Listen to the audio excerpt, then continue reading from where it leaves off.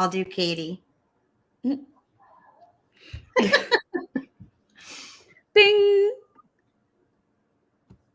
What? Is it working?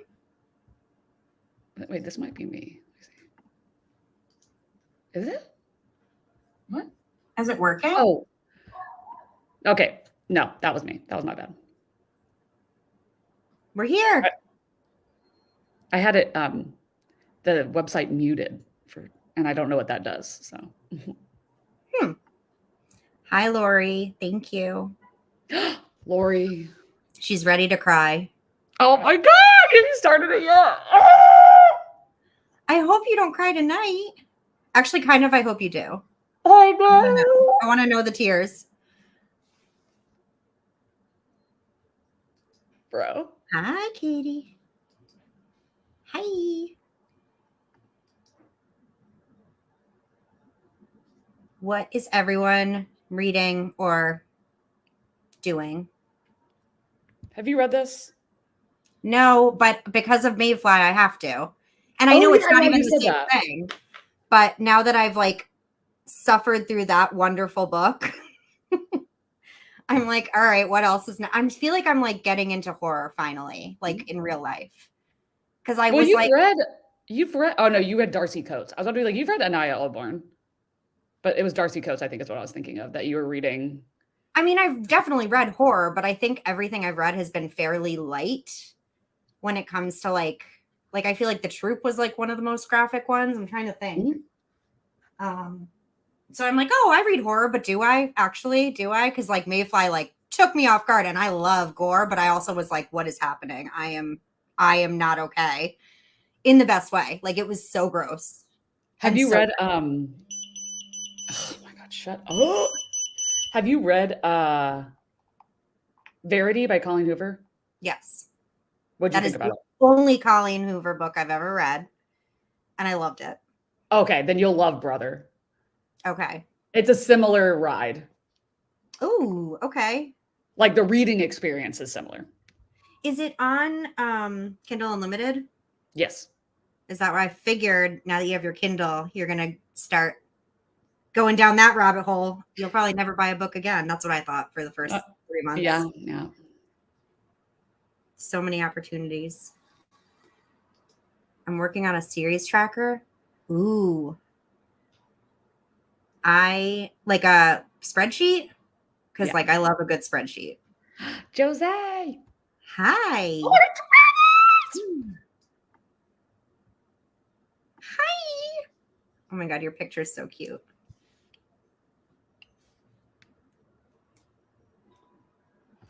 I am not reading anything right now. After I finished Brother, I was like, what?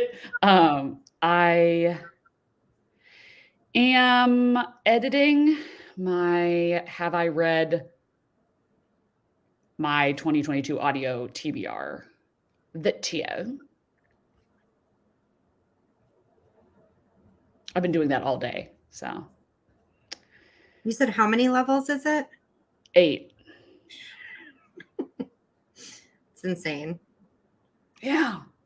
Do you ever feel like really like smart and good at video editing when you see that though? Like sometimes I'm like, look at how many things I did in one thing. I mean, it took me 2 hours, but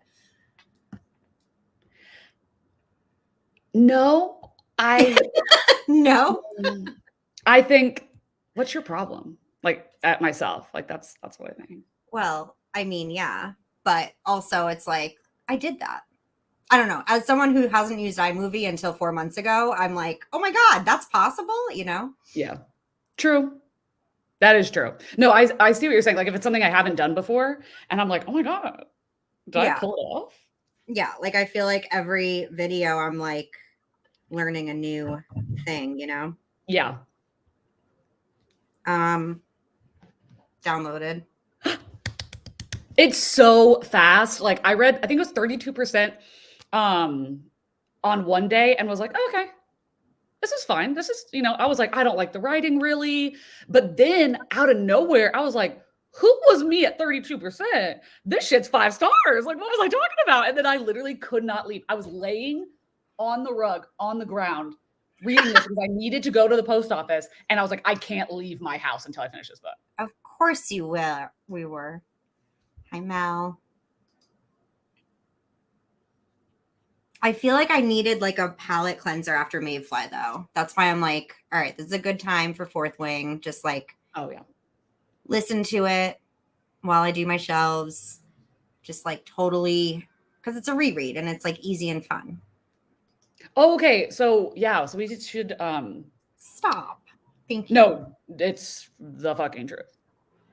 That means that you can never private any of your Oh, that videos. whole conversation the other day, I was like, if you guys are saying that about your old videos, like I'm only 4 months in and I cringe at my first view. I cringe at my videos I made last week. So I think that's never going to go away. But the earliest one, I was like, ugh, I hope. I don't, it's like, I guess cringe a little bit, but like, I don't like cringe at them necessarily because like the first one, like the first two, I think, where I'm like sitting on the ground. Yeah, I'm talking so slow and yeah. Well, I had a roommate too, so it was a little awkward. And also, I had a roommate that had a boyfriend, and I was like, I don't know him that well yet. It was awkward. Yeah. But and then also my first video, I filmed it at like 4 a.m. So of course you did. Because I was like, I have to make something out of this makeup. Like I have makeup on. Like I have to do it. But I think that I like quickly got louder and talked faster and got more like, okay, I'm gonna like make some jokes or whatever. So, and I feel like you were like really loquacious in your first video, you know? Nice word. Yeah. I mean, I don't know what I was thinking with like my first video being a vlog for a week long. Like, I missed it too because I didn't finish the book. It's okay. Yeah. I'm excited. And you know what's funny is that every twist, basically, I saw not like I saw coming like this is so obvious, but I saw coming like, oh my God, I bet. Blah, blah, blah. And then it happened and it did not detract from it being exciting at all. I was like, oh my God, if she's really a cheeky little horror bitch, this is what she would do. And then she did it. And I'm like, yes. Oh, see, now I just want to sit and read and I can't. Oh yeah. So we need to talk about what you're doing, what your plan is. I don't have one is what is happening. I need to figure out how to like, if I can turn this. Oh shit. So I have like books behind me. Let's see. Yeah. All of that I need to find places for. And then there's also books on the floor behind me. So that means I need to get rid of enough to fit this and make it look good. But I'm making it more complicated because I also want to redo this particular shelf completely because I'm tired of just having romance there and I want all my favorite things there. Yeah. So well, so are you the kind of person, well, because I'm like, I need to know because maybe something that I would suggest for the kind of person I am, you wouldn't have to do because it, or vice versa. So I have OCD and OCPD and I'm a Gemini and organization is like an obsession to a negative degree. So I probably am similar to you as far as like how you go about it and how long it takes you. I actually don't know what OCPD is. I didn't either until I got it. It's obsessive compulsive personality disorder. So it's basically OCD, but it's a focus on perfectionism, and everything either has to be perfect or I'm a failure. If it's not perfect, I failed. Like there's no in between. And if I don't think I can do something perfectly, then I won't even do it. Mm-hmm. So yeah. Fair. So I'm now doing therapy and taking meds and getting better, but like it's when it comes to this stuff, it's like very difficult for me to figure out. Like I feel like there's too many things I need to do. I need it to be by genre. I need it to be by size. I need it to look good. I need it to be appealing to other people. I need it to be showcase. Like it's like I don't even know how to. You know what I mean? Mm-hmm. Well, so a question that I have for you is: are you someone who, say, if I was like, oh, well, if you put romance on this shelf and you put this on this, can you picture it, or do you have to physically do it to know if you like it or not? I can sort of picture it. I just need what I need to do is I feel like my biggest issue is I need everything to be together. Like I need authors to be together, but if they're not the right size, that bothers me. Like so I can see what I want it to look like, but if it doesn't actually look that way, then I'm gonna have to do it all over again. I think that there's always like this is a cool idea, or like maybe like this kind of structure. But the biggest question really is, what is going to make it not that anyways easy, but the easiest way for when new books come in onto your shelves, that you don't have to reorganize the entire every time. And that is literally where I'm at, which is why I feel like I have to get rid of some stuff, because every time I want to shelve a book, I'm doing this again. And I had it before. I had all of my favorite like series. I had fantasy, I had thrillers, I had like a whole Riley Sager shelf right behind me. And then I changed it around, and I liked having the idea of having it by genre and being organized like that. But now like I get a new Alice Feeney book and it like doesn't go with the rest of that. So like it doesn't fit. So I have to, you know what I mean? It's like something's got to give. I don't know where to start, but I know I'm probably going to take everything off of this shelf first and then start like moving some of my favorite things in here. And I also don't want this to be totally like book heavy. I want it to be like aesthetic too. And then those can be like crowded, you know? What,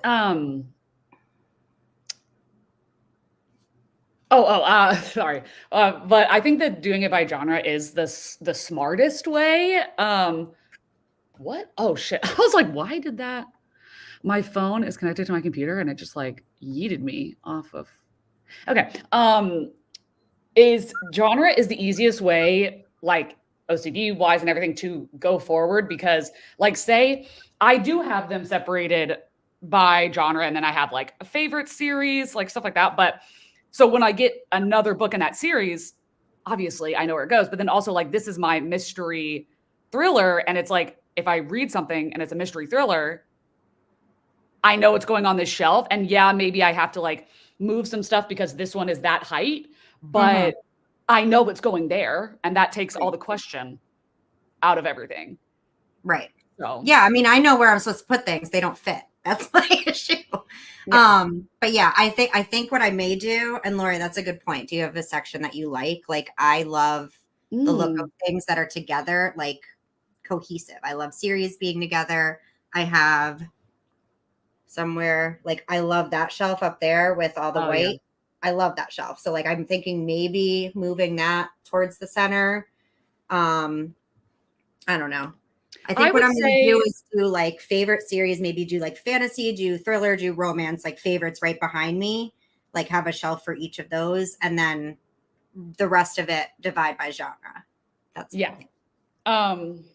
because you know, you have a overstuffed, like you're side stacking every single book because I know. So many. I think it wasn't like that, I swear. I know. Well, that's like the second that you start booktube, it's like, oh my God. And then after a while you kind of it was like this before booktube for sure. But yeah. And then this is all the stuff I have to fit in the recent purchases and shit. What I would say, and I know because it's like, you know, you spent money on it and it's difficult, is that the unhaul is the first step. Like you can't really do anything until you unhaul books because you don't even have space to organize a shelf. Unfortunately, do you have a Penguin Books? No, I do not, but I would love the idea of that. I don't know how to mail things, but I want no. So Penguin Books is I fucking hate mailing shit, but Penguin Books is so fucking easy.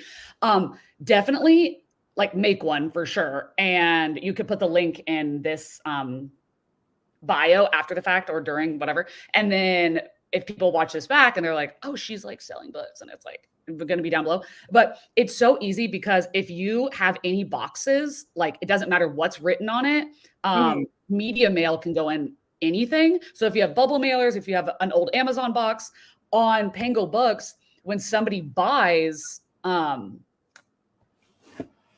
she'd have to have a TBR tank. I have one, don't worry. That when somebody buys it, it sends you a label and you just print it and tape it onto the box. And then when you go to the post office, you don't talk to anybody. You just set it in the big bins that they have for pre-posted stuff. So I would just need boxes and like tape. Yeah. Right. Yep. And a printer, I guess. I need to get a printer. That would help. And also something that I do to like save a little bit of paper and ink is I'll download instead of just hitting like print the label, I'll download the labels and then I'll go on Canva and upload them and then make them smaller so that 4 go on each one. That's smart. Page. That's very smart. Thanks. But unfortunately, this is going to be a longer process than I think. I know. See, I was thinking if I just start reorganizing, like I'll get to a point where I'm like, well, these don't fit. Those are the ones that are going, but you're right.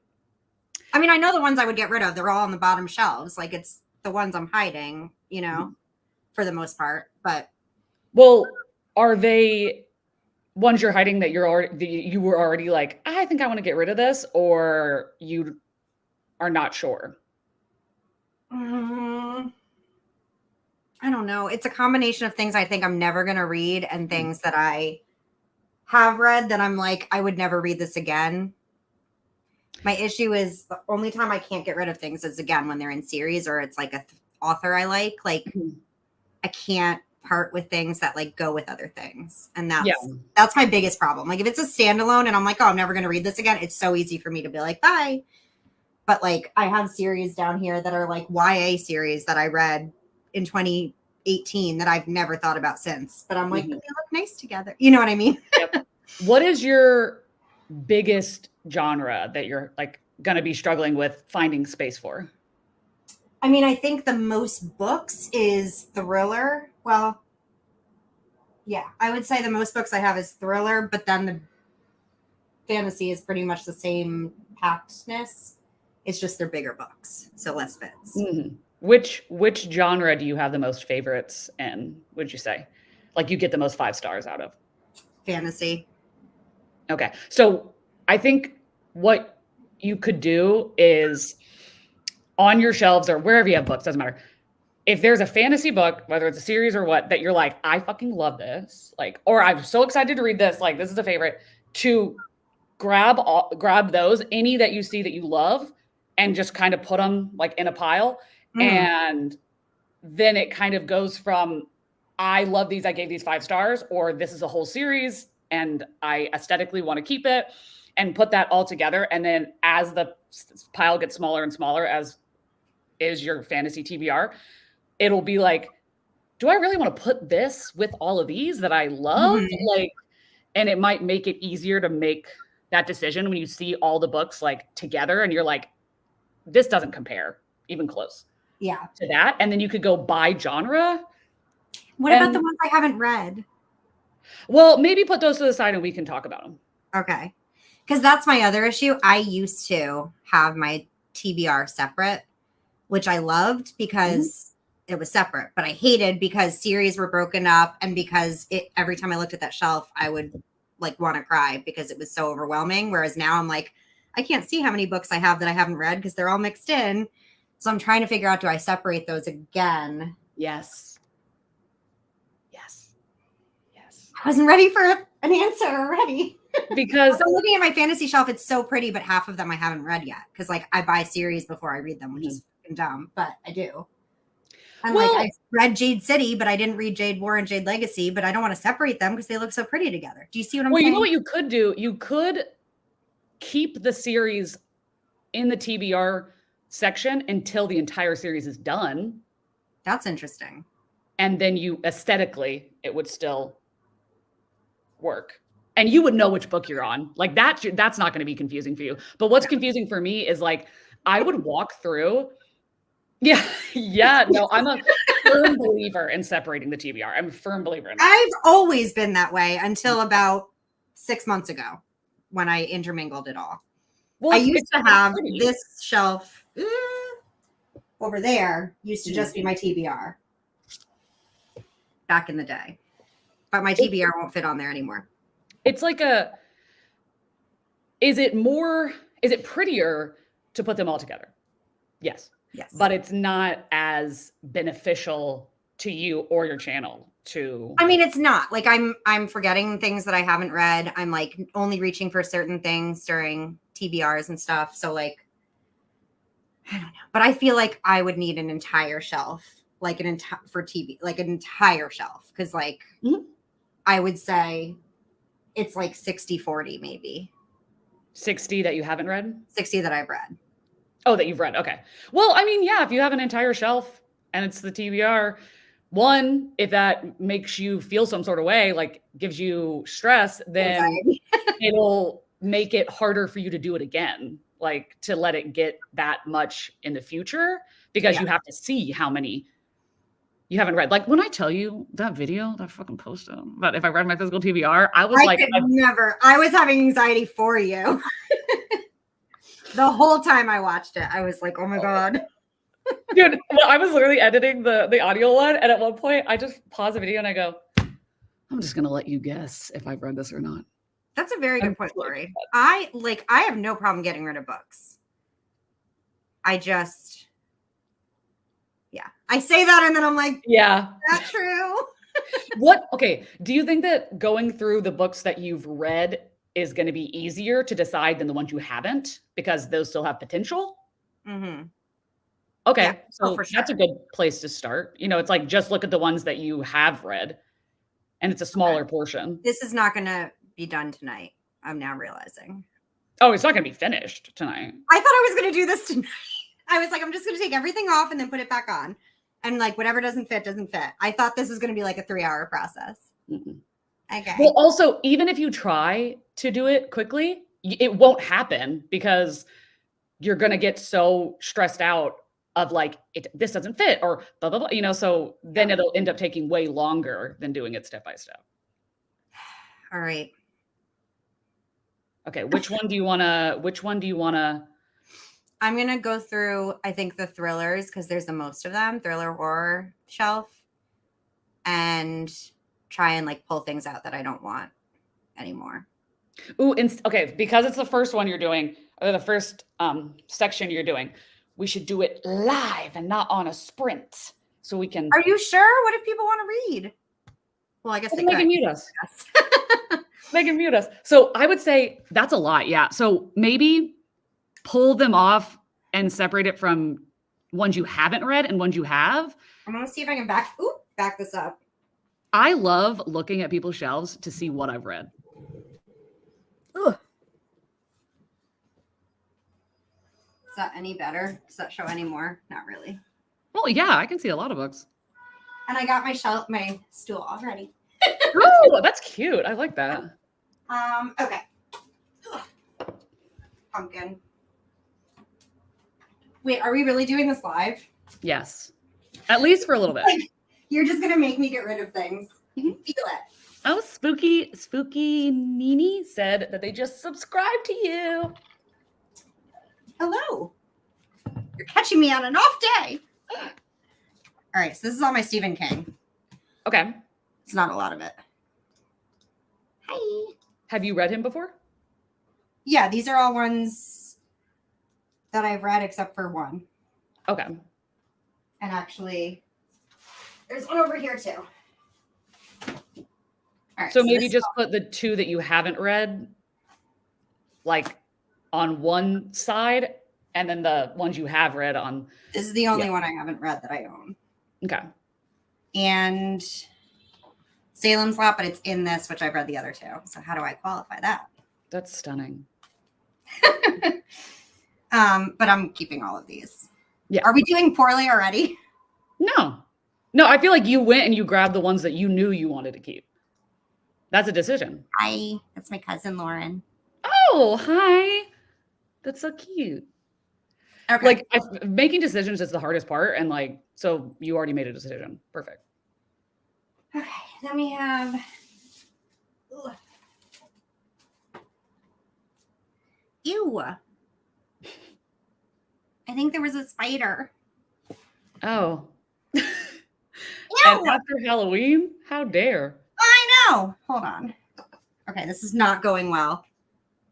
Oh, it's not a spider. It's just like a dust in a very interesting shape. Okay. Favorite book, obsessed, not going away. Mm-hmm. I haven't read this yet, but it's actually not mine. So whether I keep it or not, I have to keep it or give it back to him. Have not read this yet, but I really want to. Okay. And So if you don't have to do this, but if it's beneficial to you, if there's ones like, say, The Last House on Needle Street, where you're like, I love this, and that's like an absolute keep, and then the ones that you're like, well, I might give this book back to him, or like, I'm not totally sure, kind of have that as like a, you can go over it again. Yeah. So you can do a second pass through, but The Last House on Needless Street stack, you're like, no fucking question. Keep it. So that's like an absolute keep. This is a keep, even though I haven't read it yet. And this is like I could give it back to the owner person. Spite House, I read.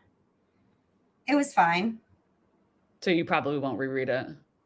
Probably not. But if I were to talk about haunted house books in the future, it'd be nice to have. You can put a photo. I know. All right. That's a maybe. Only because, yeah, it's nice to hold up the book, but you can make money on it on Penguin Books. This I'm keeping. This I'm keeping. Oops. Grady Hendrix. Okay. All the other Grady Hendrix, I have to keep. Yes. Yeah. See, I love that you're supportive. I'm supportive of things that make sense. When we start not making sense, it's going to get bad. I read it. I liked it. I would lend it to people. How often are you lending people books? A lot. I pretty much supply my whole family with books. Well, I guess you can put it on the give it back to owner pile where you're like, I'm going to give this to somebody in my family. Okay. And then if they have it, you can always think I'll never read this again. You're right. Okay. I have to keep this. Mm-hmm. I want to keep this, I think. Did you read it? Yeah. What rating did you give it? I haven't read it.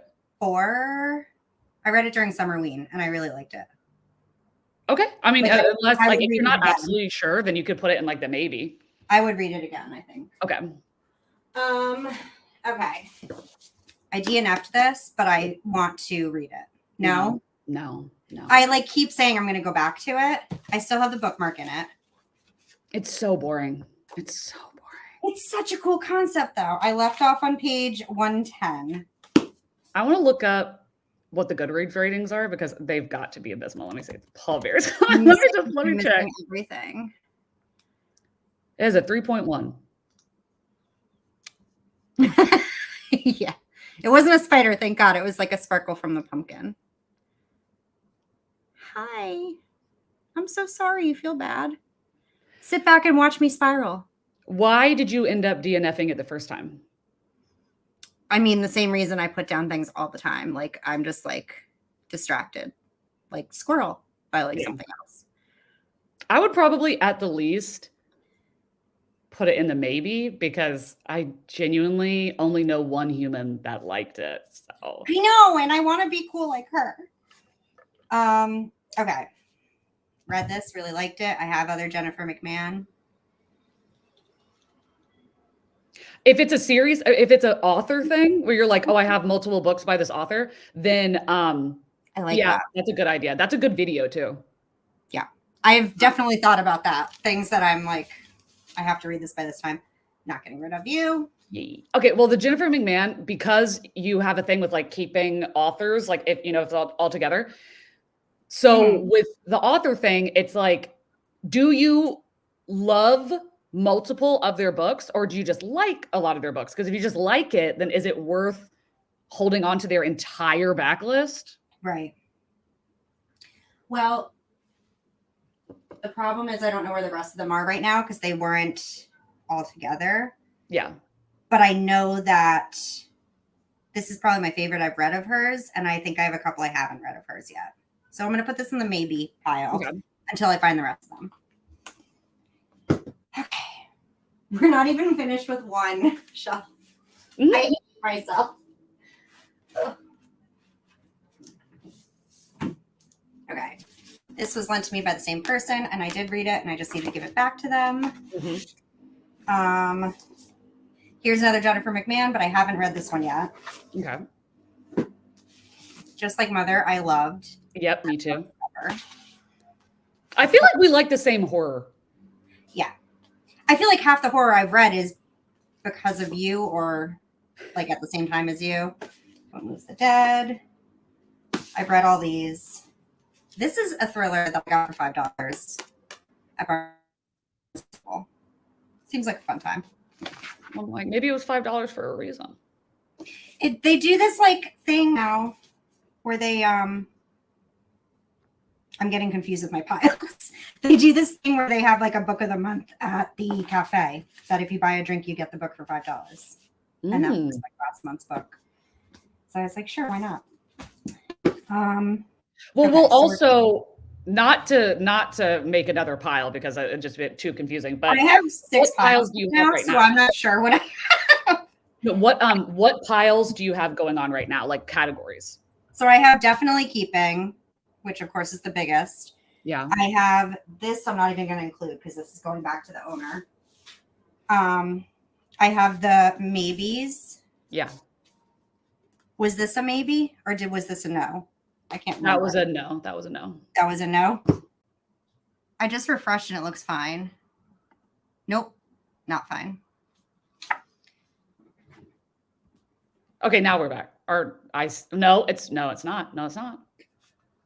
I wonder, like, what is the issue? Like, maybe refresh StreamYard, and then you'll just have to add yourself back into it, and maybe that might help. Okay. Be right back, guys.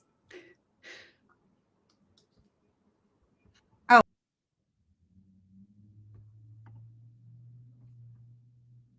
Hi. It's me, Katie Coulson. Katie Coleman. What? Did I spell your name wrong? No. Immediate panic. Did you see my face? Immediate. Okay. These two I'm keeping. Mary Slewfoot. Oh yeah. Okay, so that's like my horror shelf. Pretty much. That's like all my horror. And that's done. That's all that's all of it, or that's the ones you That's read? all I have for horror. So like everything else here, I mean, one could argue some of it might be horror, but like most of it I feel like is thrillers. Okay. Well, then we can just move into thrillers because you might end up wanting to put some of the thrillers on your horror shelf. Just like, you know how like Goodreads will say something is a thriller and you're like, is it?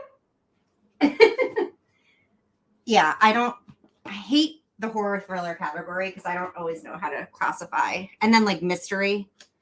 You know what? I'll put, I have horror is like this shelf, and then mystery thriller is this shelf. But I'm like, for me, I'm like, if it says it's a, like, I feel like I know if something is a horror because, like, okay, like say The First Day of Spring.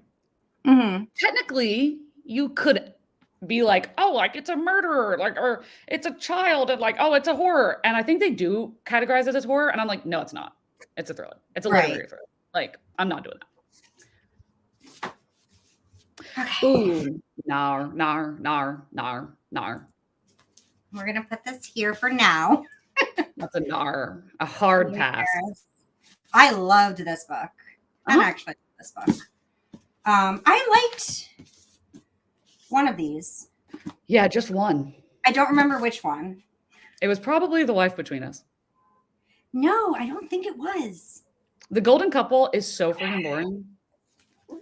I honestly can't remember. I don't know. Then you didn't like it that much.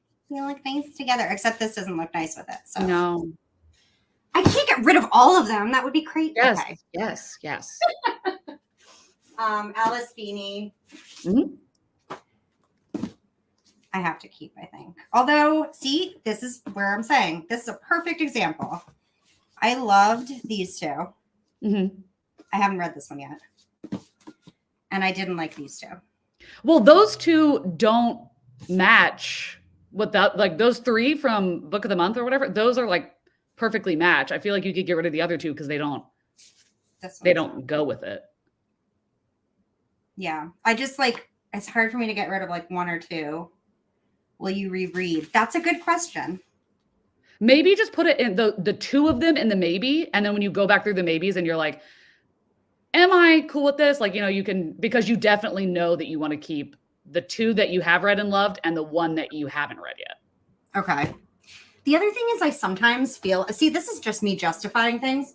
I often feel like if I don't like something, it's because I didn't read it well enough. Like I need to do it again. Like I didn't fully. Girl, you know that is how I am. I had another booktuber point that out because she was like, oh, somebody was like, obviously like hating on my Fourth Wing rant review. And she was like, I don't think people understand that you do your due diligence. Like you'll read a book you hate twice. Yeah, no. And I feel like sometimes I'm reading too many things at once, or like specifically if I listen to the audiobook, like I've loved all of Riley Sager, except for The Last Time I Lied. That's the only one I read on audiobook. And I know everyone else loves it. So I'm like, did I just not hear it? You know what I mean? Like, was I not paying attention? So then I keep things because I'm like, well, maybe. I don't know. No. I know. Okay, it's not that it's like, ew, get rid of him because she sucks. It's that I pick up every book she writes. Like I do, and they're like fun, but like, and they're pretty. But those are ones that you could just like library, you could ebook. Because in my opinion, it's not that our books are bad. It's that are they good enough to I read them all. It's like it's for aesthetic. Like that's fun to me. Yeah, but I don't think those covers. But I would never reread them. Yeah, those covers are just like I like the pink. Peter Swanson. See, I would say just keep The Kind Worth Killing. Love this. Liked this, hated this. I would say just keep The Kind Worth Killing, especially because it looks different than the other ones. So it can stand out, especially with that spine on like a thriller shelf. Yeah. Wow. I have a broken nail. Mm. Very broken, like a bleeding, like a gusher. Yeah. Yeah, you're welcome. Okay, so we're getting rid of Peter Swanson. This is so uncomfortable. I feel like you're going to see me like next week and all these books are going to be back on my shelf. Well, nothing we can do about it. All we can do is right now. Okay, CJ Tudor I want to keep. Yes. I haven't read this one yet, but I liked these. I've only read The Burning Girls, but I really liked it. Yeah, it was really good. And The Hiding Place was good. I don't know about The Drift. I'm like nervous about it. I got lost here. If you read The Drift and it's just okay, then that's the kind of moment where it's like, okay, just keep the one you like. Because if the majority of the author's books are not great. Yeah. I don't know why I feel like I have to have all of them. I don't know. Okay. This I haven't read yet. This I haven't read yet. This I DNF'd, but I feel like I didn't give it a chance. This I haven't read yet. These two I read. They were good-ish. Taryn, Nar. They're like a Greer Hendricks for me. That's I definitely want to keep this. Mm-hmm. If she started it, you probably, if you DNF'd it and you're like, oh, I didn't give it a chance, life is too short. At page 111. Apparently I read 100 pages of every book and then I put them away. Oh my God, that's so funny. Gen Z literally said life is too short. It's like, do you really want to read that book and more I saw than you want reviews that were like, meh. Yeah. Okay. All right. This is the first one I feel good about getting rid of. Haven't read this yet, but I want to keep it. Mm-hmm. And I think I want to keep this. See, it's harder to get rid of the ones I haven't read. I feel like. Well, if you're not sure, then just put it in the maybe and you can go through them again later, you know? I don't even know what piles I have at this point again. If you can't tell, then you didn't You're make not it. doing a good job. Okay, so these are because I'm also keeping like the red and the unread separate. Mhm. Keep. What did we say about BA pairs? I'm keeping those. Yeah, you liked those, yeah. Yeah. I feel like I liked this. I don't remember. I feel like Gabby read it and did not like it, and she's a huge Jennifer. Oh yeah, no, I really did like this. I really did like this. If I can remember from the first line. Yeah. Hi, That's Karen. true. Okay.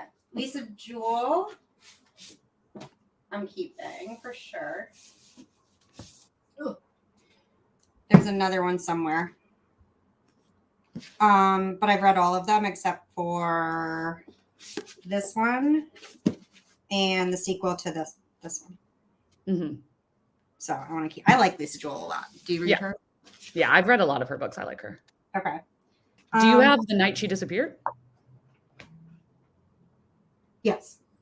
Okay, I was about to say, I was like, when you said Lisa Jewell, I was like, how do you not have that one? Yeah. And then there's one somewhere. I still have books that are wrapped up. Oh, one of yeah. Is a Lisa Jewell. I don't know which one. In here. I'm not going to use them anymore. I just like. Oh, that's the special. See, I know what they all are. Is it this one? So why are they still wrapped then? I don't know, because I thought maybe I would okay. keep them wrapped, and then when I went to look for a book one day, I almost cried because I thought I somehow threw it away, and then it was like 2 hours of panic, and then I remembered it was wrapped. It was Project Hail Mary. Oh God! And I was like, I can't believe I got rid of this book somehow. Okay, so that's all my Lisa Jewell. Wait, what's the one that you unearthed? You haven't read that? No, I know. I'm the only one in the world. I can't believe that you're a Lisa Jewell fan and you haven't read that one. No, I know. I got into her like afterwards. Yeah. I feel like the first thing I might have read from her was like, I don't know, The Family Remains or I Found You maybe. So it was like after that was already out. Okay. So Lisa Jewell in the keep. Yes. You could probably go ahead and pull Riley Sagers off because you know you're going to keep him. Oh yeah, for sure. There's one down here too because I lent this. See, I lend books out a lot. But are you going to lend books out that you didn't love? Because what's the point? Okay. Here's the thing. There are people in my life that I know like would like books that I didn't like. Well, they can get a library card. My mom. Library card. E-reader. Come on. Also, you can give her those books then. I do. Well, okay. No, but then she reads them and gives them back to me. No. No. She's got to donate. She's got to do it. Because she doesn't like keeping books, so she just gets rid of them. I love this book. Did you read this? I did. It wasn't for me, but everybody else loved it. I loved it. I don't remember the other one. I'm just not a fan of Mary Kubica. So oh no, I didn't like this one. No, I read that. It was. But I loved this like a lot. I don't know why. Well, then I would get rid of the other book because you only love one of them. So it's not really an author. It's not like an author that you love. It's a book you love. Okay. What if I forget? Like, okay, it's fine. It's okay. I haven't read either of these, so I'm keeping these. Mm-hmm. Sarah Pinborough. I like these. I haven't read this, but I liked these two. Okay. Fair enough. Mexican Gothic. Velvet Was the Night. Hacienda. And I have Vampires El Norte somewhere. No, these are different people. I'm mixing them up, but those I'm keeping. I feel like I haven't gotten rid of anything in a while. I feel like there was plenty of things that we said that you should get rid of, and did you just put them right in the? Oh, this there, you can't see it, is full of books that I'm getting. Those are the maybes. No, those are getting rid of. Okay, sweet, love it. Yeah, I'm doing it. Okay, I believe in you. The first time is always like the time that you get rid of the least because it's the first time you're having to go through it. But I've done this before. I've never gotten rid of this much at once, though, like ever. I'm like super uncomfortable, and I'm out of room. So, hang on, dude. Okay, you saw Lori go through it at the very beginning. She's like, I can't do it, and then she get that groove. Give me a rating. Am I doing better or worse? You're doing better because it took Lori like an hour before she started listening to what I was saying. More than half of the books I've read in my life are books that she see. Okay, but that doesn't prove anything, because if she can borrow books from you that you like, you do not have to keep things for other people's benefit. Right. I've only given her things I've liked, actually. Okay. She likes the same stuff as me. Perfect. Hi. Yeah, I know. She's real good at that. This is literally, I asked for this. Like, I literally was like, Katie will make me. So I get it. It's fine. I like this book. I lent out the other one to someone. I don't know where it is. I haven't read this yet. I've never seen that. I also feel like I'm not separating out my TBR. Is that okay? Well, you can separate the TBR after.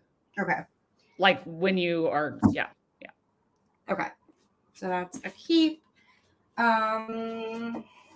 Stay Awake I liked. Love this. This was fine.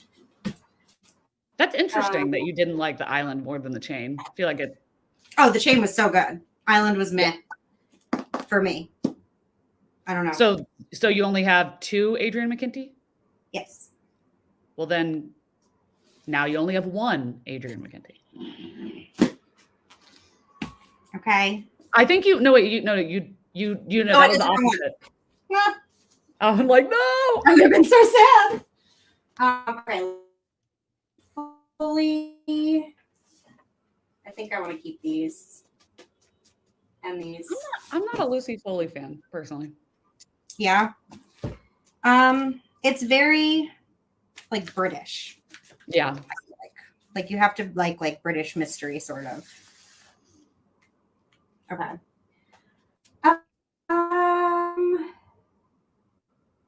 Now I'm just overwhelmed because all of these are like favorites, so I like don't know what to do. Okay. So I haven't read this yet, but I want to. Okay. So that thing. I liked this. I feel like I have more Megan Golden. I just don't know where it is. I did like this, and I would lend this to people.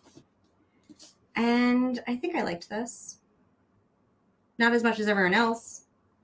I was about to say, I was like, if you can't remember, then it's probably. I just know I didn't like it as much as everyone else, but like, this is a tough one. I would probably never reread this, and I can't see anyone in my life that I'd be like, you should read this.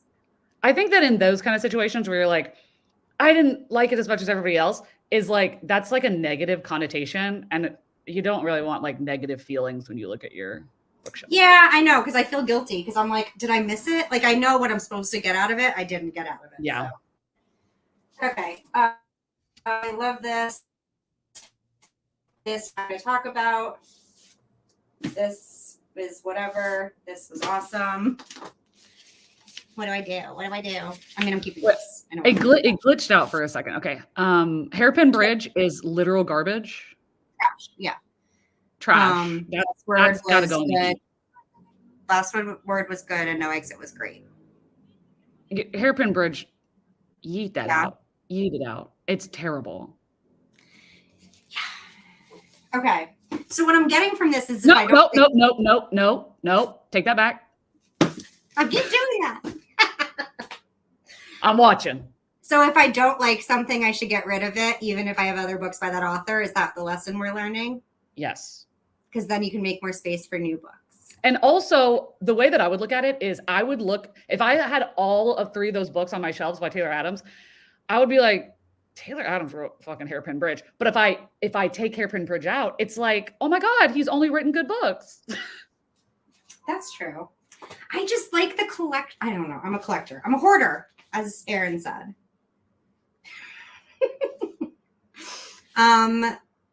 Alex North.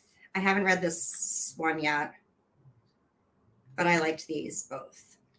So I'm gonna keep Fair. them. Okay.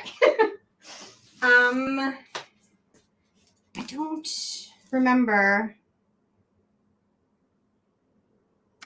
Those are book of the month books, but nobody ever talked about them. So I'm like, I really enjoyed this. I haven't read this one yet. I bought it because I really enjoyed this one. And then I never picked it up. I just realized there's another shelf up here of book of the month. exactly, Chrissy. Okay. Okay, so here's where it gets easier because like most of this I like could care less. I want to keep such sharp teeth. That could be in horror, right? Mm-hmm. Technically, it is classified as horror. Allegedly, yeah. Okay.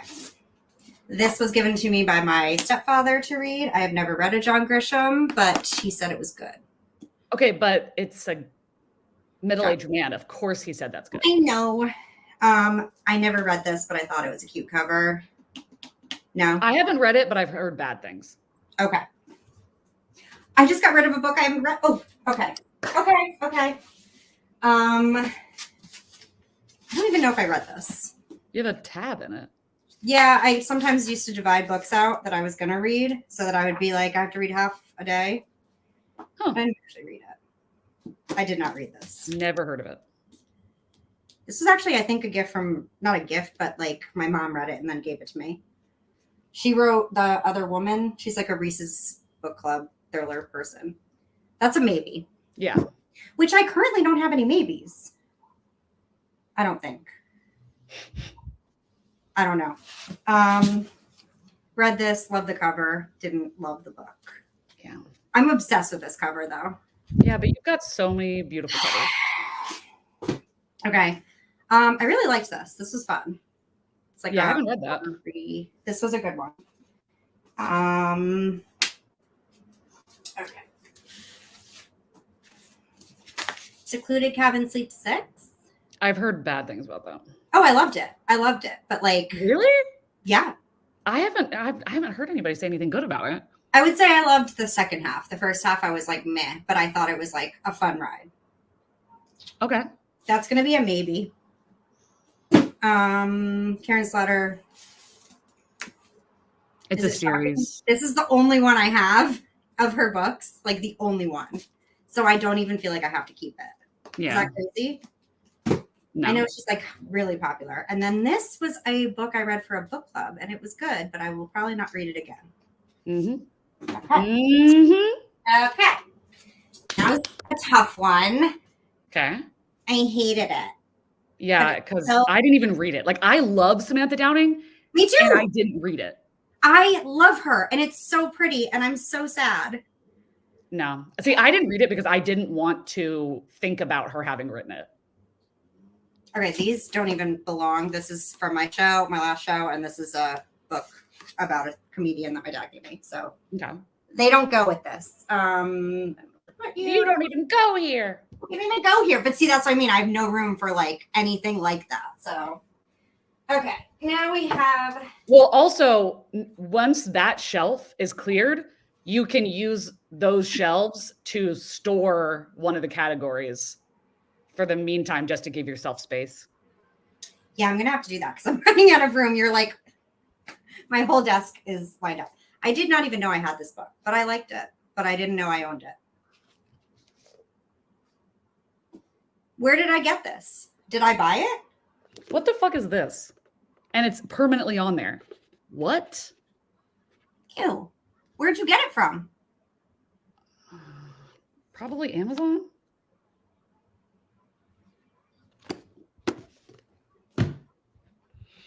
Yikes. I just don't remember. See, this is the other thing. I feel like now I'm like, look at all this money I wasted. And it's like. Well, this will be good of you going through it because then you'll be less likely to repeat buy something you already have. That's true. I haven't read this one yet. I enjoyed it. It's like, so of all of her books, I mean, I didn't read the Twisted Love Story, but that one, I liked it less than the other ones, but I still enjoyed it. Okay. I'm keeping it. Mm-hmm. Kill Creek, I love. I know it's problematic. Don't look at me like that. I understand, but like this one I read, it was good. Doesn't sound like it was that Haunted house, good. ghosty vibes. I don't know. It was a random one. Only Good Indians. Have you read it? I read 100 pages of it. Oh my god! I know. What? Wait. What? Why are you putting it back on the damn shelf? Because I want to read it. Like I want to like it. I want to give it another chance. I would also say Kill Creek and The Only Good Indians are horror, not thrillers. Oh, okay. Perfect. I think the only reason they were more down here is because I had like paperbacks. Yeah. Those were all hardcovers. Okay, now we get into the embarrassing stuff. Ready for embarrassment? These are all YA books that I got at a book con in like 2017 and have not picked up since. I don't think you're getting any closer to picking them up. Look how cute this, nope. Look how cute this cover is. They all fall down and they're all dead and they're in high school. I don't know. I'm not going to read them. No, you're not. Like ever. But I keep keeping them thinking, well, you never know. Like there's one that's like about a game. It's like Pretty Little Liars. I'm not going to read them. But they've come out so long ago that they're going to be immediately available. Okay. Okay. Oh my God. I have been holding on to those for so long in hopes of reading them. Like so long. Yay. Ugh. All right. I'm really out of room. Hold on. This is not good. This is not good.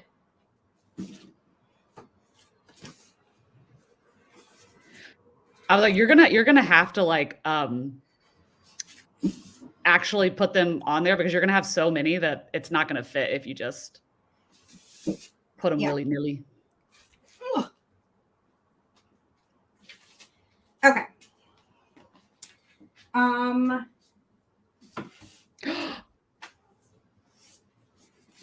Girl, no. What? Keep It in the Family. Horrible. Yeah. I think I read this. You'd remember. Do you remember somebody spitting in somebody else's mouth? Ew. Because that happens in that book. Yeah, there's something about an attic. I think I read this. I like this one though. Yeah, I have that on my shelf. Okay. I'm getting confused. Okay. We're on the last shelf. Oh no, we're not. We have this.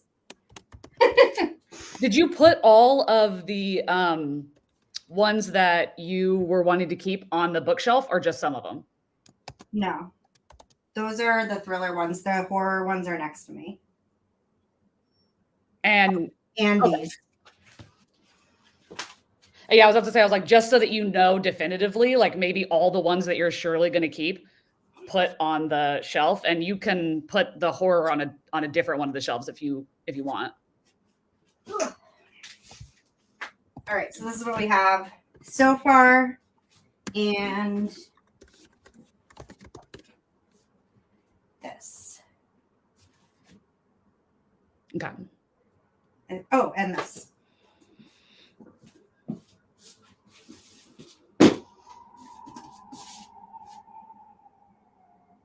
Okay. I DNF'd this at 40 pages. Couldn't even get 100 in. Did anyone read it and like it? Well, you're not liking it, so that's kind of the point. Okay. I'm just getting so many bookmarks back in my life. I was about to say, I was like, you're gonna have so many bookmarks at the end of it. That's literally what I use Book of the Month bookmarks for, because like I use my nice ones for like when I'm actually reading a book, but the minute I DNF it, I can't like lose my place. That's funny. I only read the first chapter. No, it's way too long. I know it is long. Really? No? Yeah, no. Maybe. There's so many other books that you're going to want to read over that.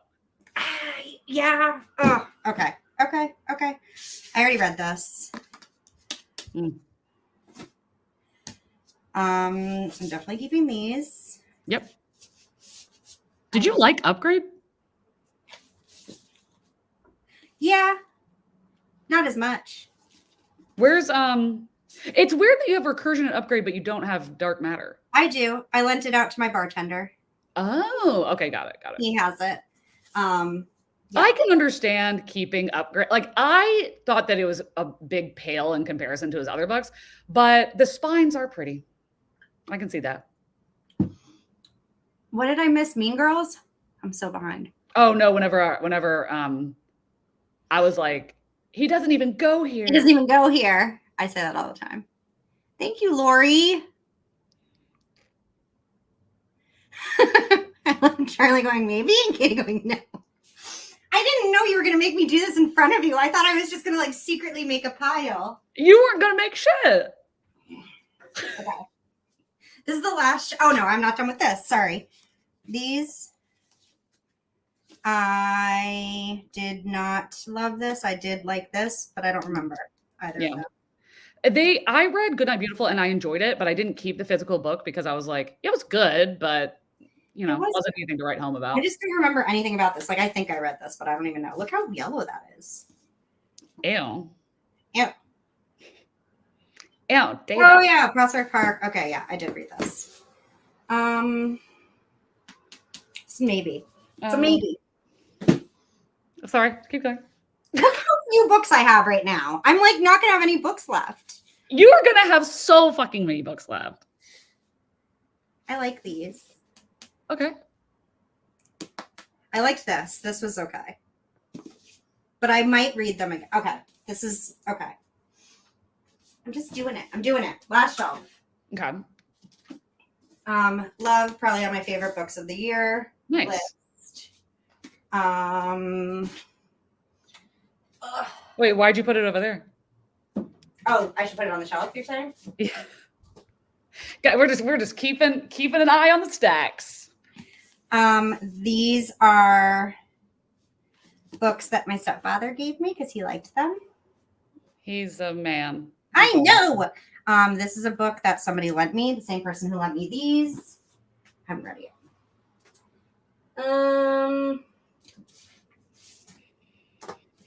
I don't remember. The cover is so ugly. What does that mean? Some features on StreamYard might not work until you clear other data. Have you cleared your data? I mean, I think so. If you go to the top right and those three little dots and it says clear browsing data, maybe that is. What does it do? Does it like? I'll do it. Let me do it and see if it messes up on StreamYard before you do it. I don't even see that option. It's not messing with my connection on StreamYard. How does it think I'm doing this many things right now? Like it has Patreon open. I'm not on Patreon right now. I don't understand.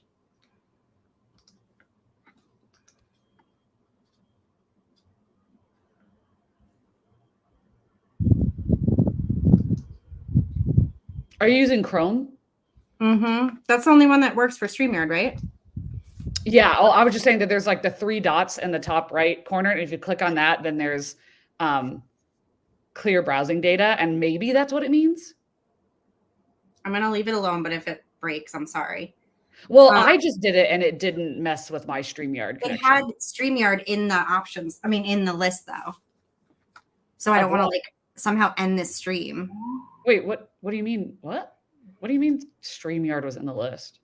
It was showing me all the websites I'm allegedly on, and that was one of them. Are you sure you're clicking on clear browsing data? Yeah, the three dots there. Well, I had a notification that said go to your whatever. Can you just unclick StreamYard so it doesn't do that one? I have to do them individually. I don't know. I'm not going to have any books left. Okay. I don't remember this, but I think. No. I know I read it. I don't remember it. Okay. Well, then it's not good enough to keep. Okay. You're never going to talk about it.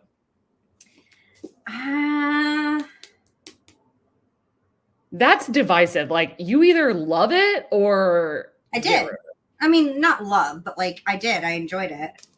It's skinny, so it wouldn't take up a lot of space. it. No, that's not a good enough reason. Um. ugh. Okay, Hunting Wives. Cute, fun.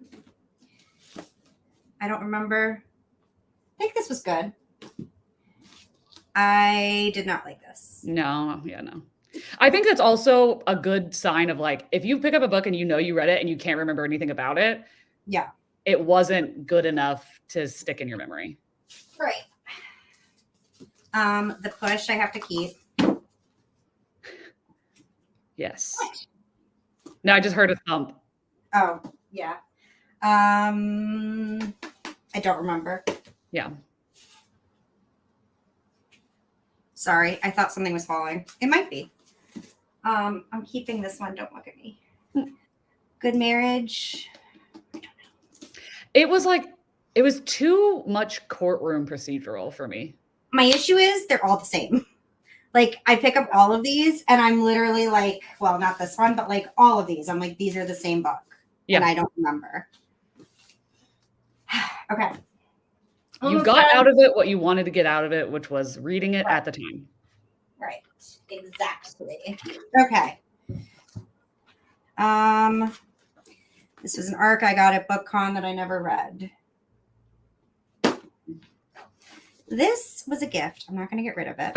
Why? Because it was a gift. So, are they going to know you got rid of it? What if they watch this? It's my brother. I love him. Well, it was a recent gift. So it was brother? really cute. He did one of those Etsy things where he like, it was like a wrapped book. So you don't know what it is. And it came with like a bookmark and a tea. He was a cute gift. Yeah. And he had the joy of you receiving the gift and opening it. Okay. For now. I haven't read this yet. I haven't read this yet. I've heard really good things about The Last Mrs. Parrish. The Overnight Guest, like, it was okay to me, but it has been liked by quite a few people. So can I keep them? Yeah. Okay. That there were like, unless you were like, I'm not interested. But if you're interested, then I don't think that they're bad. Okay. I feel like I have no books that I haven't read on this shelf anymore, which is interesting. It's an interesting development. I have not read this or this. This is another book from a middle-aged man. Yeah. I don't know. What is that? There are more books I got at BookCon that I never read. Yeah. No. Boring. Okay. Oh, one more. Don't know. Ugh. I'm surprised this chair hasn't broken yet. It's shocking. I enjoyed this. This was when I was in a book club, a real life one. I'd say only keep it if you're like, I have fond memories that this book elicits fond memories. It was so long ago. I think it was like a kidnapping situation. You don't even remember, so it's not good enough. Okay. I'm running out of room. All right. Well, yeah, we can take care of that stack after you get down with the last shelf. This one? You haven't read those, right? No, I read both of them. Oh, okay. I love this. It's pretty. It's pretty. Okay. I don't know about this one. Like, it was fun. So your answer is just to get rid of everything unless it was a 5-star, is what I'm finding out. No, if it's a 4-star, that's also fine. It's maybe. A 3.5 if it's beautiful. Well, see, this is dangerous because I also rate things really high even when I don't love them. I liked that.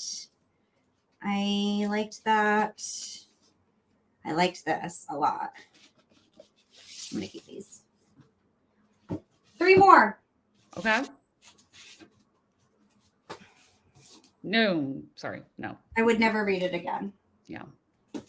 I don't think cozy mystery is for me. Love this. And don't remember this. So those are all the things from that shelf. That's everything. Okay. The ones that you definitely are like on the chair that you definitely want to get rid of. I would. You definitely want to get rid of.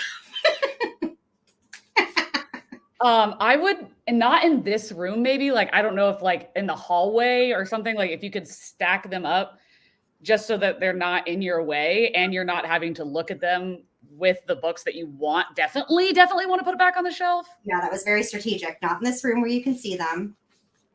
Very smart. Because if I just stack them over here, problem is I've trapped myself in here. Hold on. Oh, Lori definitely did that many times.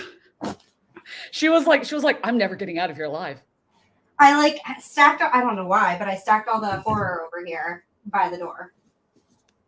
Or in the path to the door. Okay.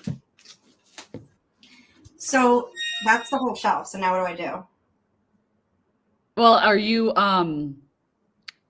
that door that's right there, does that lead, where does that go? That is my closet. The door's over here. Oh, okay. I was like, I would probably stack them up just outside the room or wherever, just because it's not that far of a walk. And if it's a hallway or something, then it won't be in your way as much. Yeah, no, I can totally do that. I just don't know if I should make you watch that. Like, should we sprint or should I keep going with this? Do people care?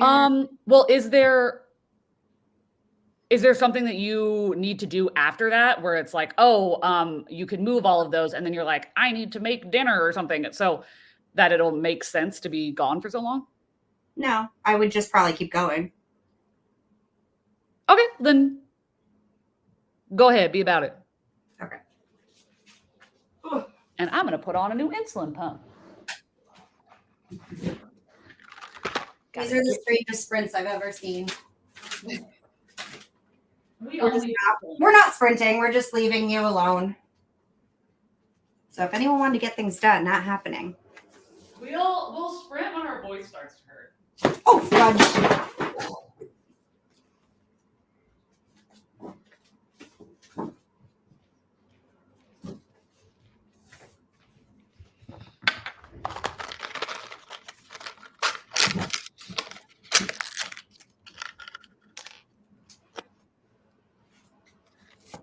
Oh my God. I'm nauseous. This is so many books. I have no books. I don't think I have any books left. You have books, but listen, now it will never happen again. Now I'm going to have to buy these books all over again. Okay.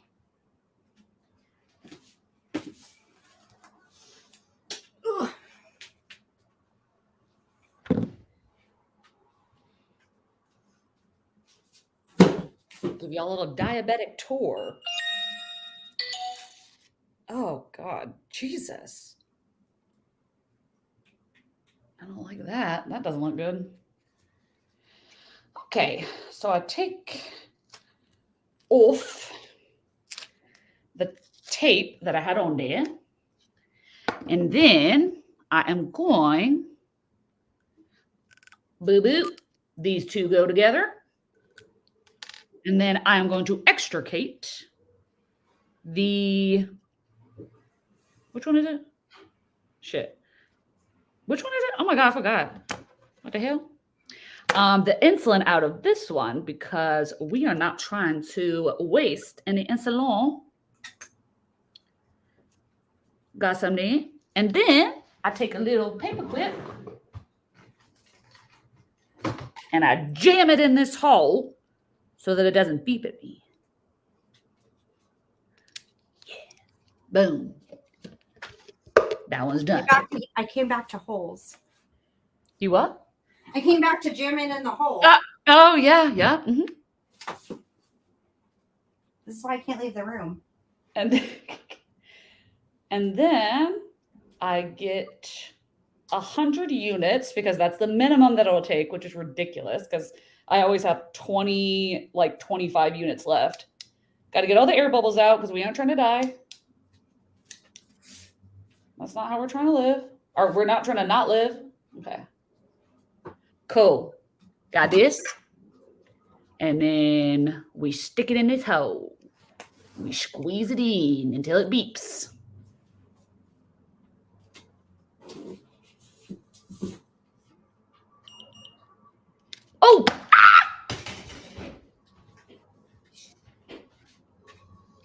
That was unfortunate. That was unfortunate. And then it says, did you hear the beeps? I'm like, I sure did. So now it's going to try to communicate with this thing. It's going to be pairing up. I take the needle off of that because we don't want no trash man to get stabbed.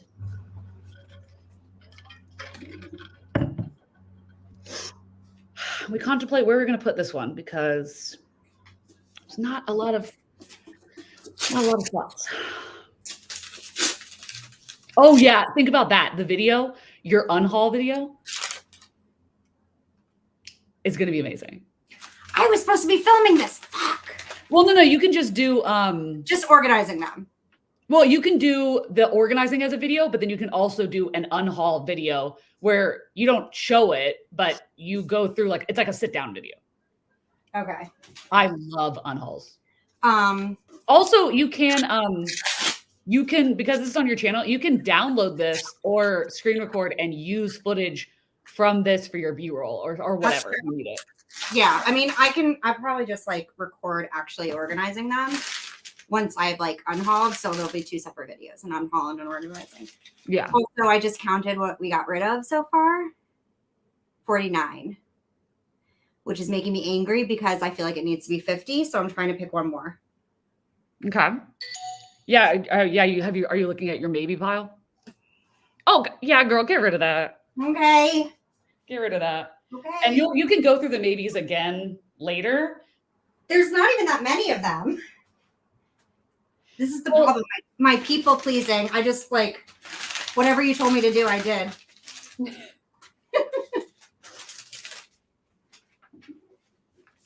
you think so the maybes, I feel like it would probably be more, well, I'm like, you could go through them now, or you could wait until the end and go through the maybes later. So it's either way. No, yeah, I'll probably wait. Yeah. There's literally 1, 2, 3, 4, 5, 6, 7, 8. It's not that many. Okay. Yeah. Is there can you put them to the side somehow or so they're not in your way? Yeah. Okay. So these are the ones that were wrapped. And where am I going to put it? Where am I going to put it? Here?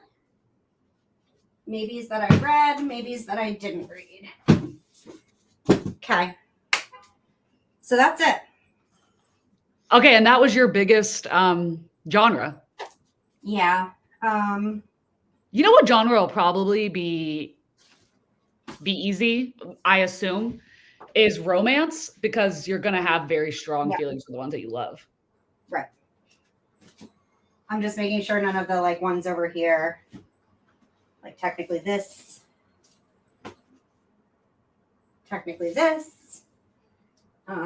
Lisa Jewell. Are you going to read Mr. Magic? I already read it. Did you like it? Yeah. Okay. No judgment.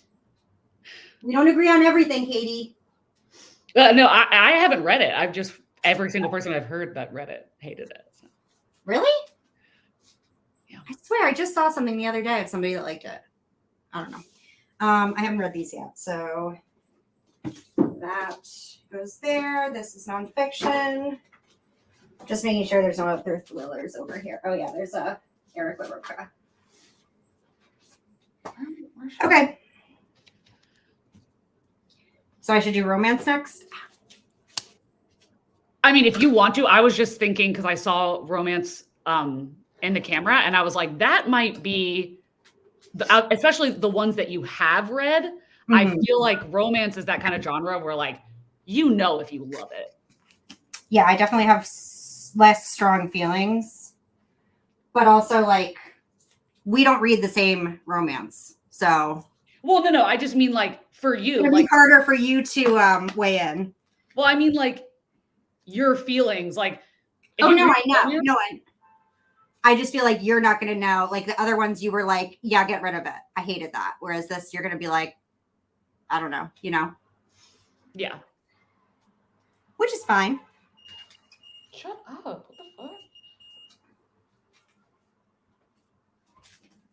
the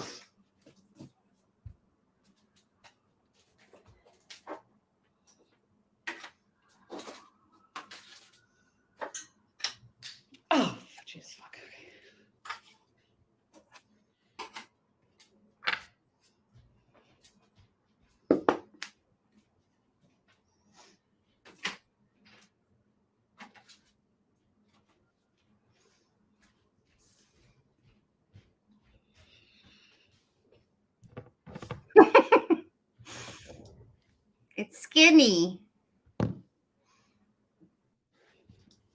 I know. Katie and I are totally different. She's a minimalist, and I'm a hoarder. I'm a collector, I like to think. What was that? You? Oh, okay. I like that noise. Does that mean you're okay now? It's processing. Like, Oh, okay. Do they make like a negative sound when it's bad and a positive sound when it's happy? yes. That's awesome. Do you get to change the sounds? Do you get to like, could you make it like ringtones? I don't know. Wouldn't that be fun if you could do like, I'm a bad bitch or something? Oh my God. I would do like Mario.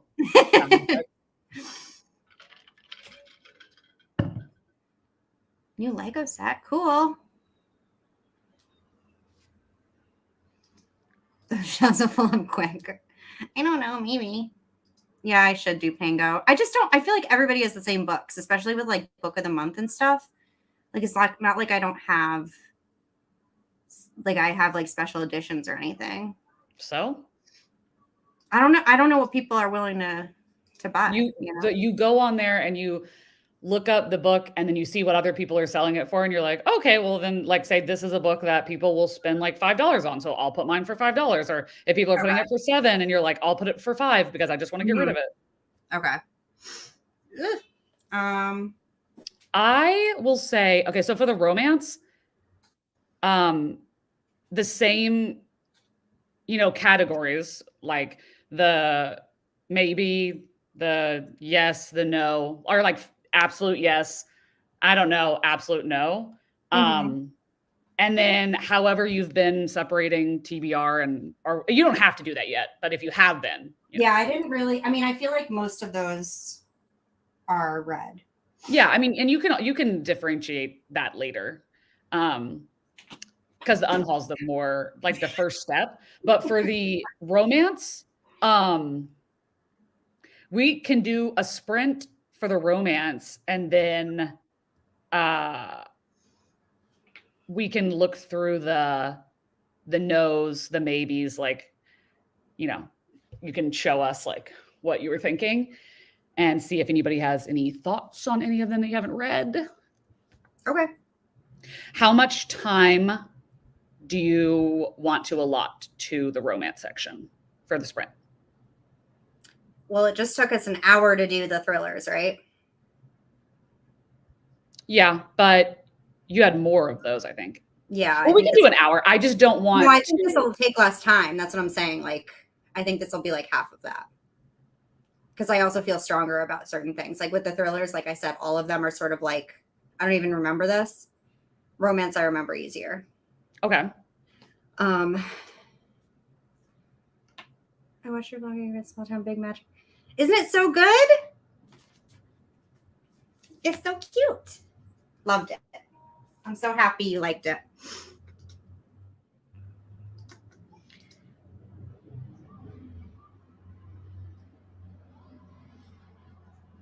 All right, when we get back from sprints, I want you to teach it to all of us.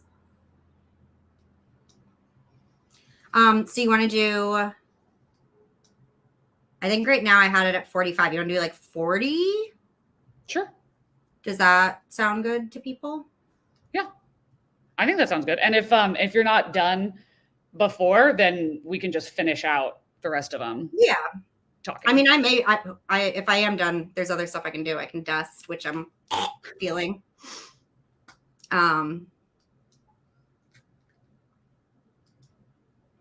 I don't know where it went though.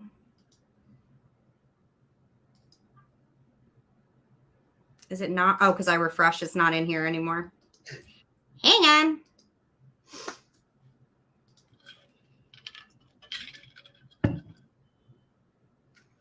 Okay. Ready, everyone? Yeah.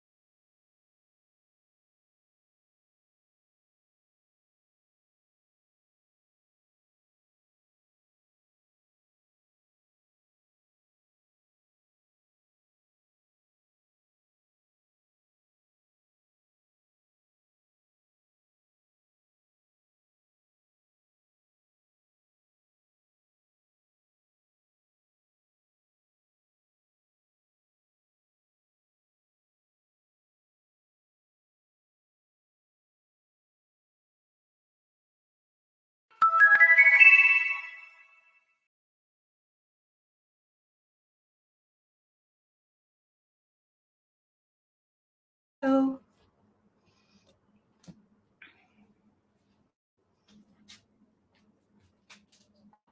I'm going to sit down for a minute.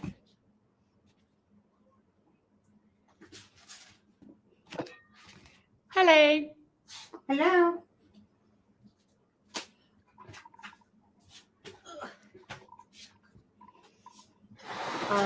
Jose, yeah, I listened to the audiobook.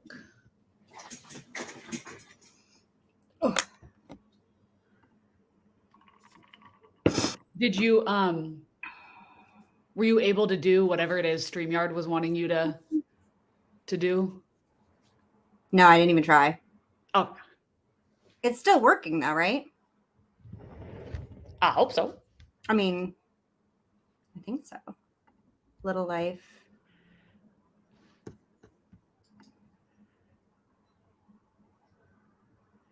I'm sorry. Well, we're here. Page 56. Thoughts? Oh my gosh. Any tears Wait, yet? I can follow along with you. I haven't finished highlighting or annotating because it's like I can't. Like I just can't. Let me see, page 56. I have not read that yet because of that. Because of the length, I'm just afraid. Yeah.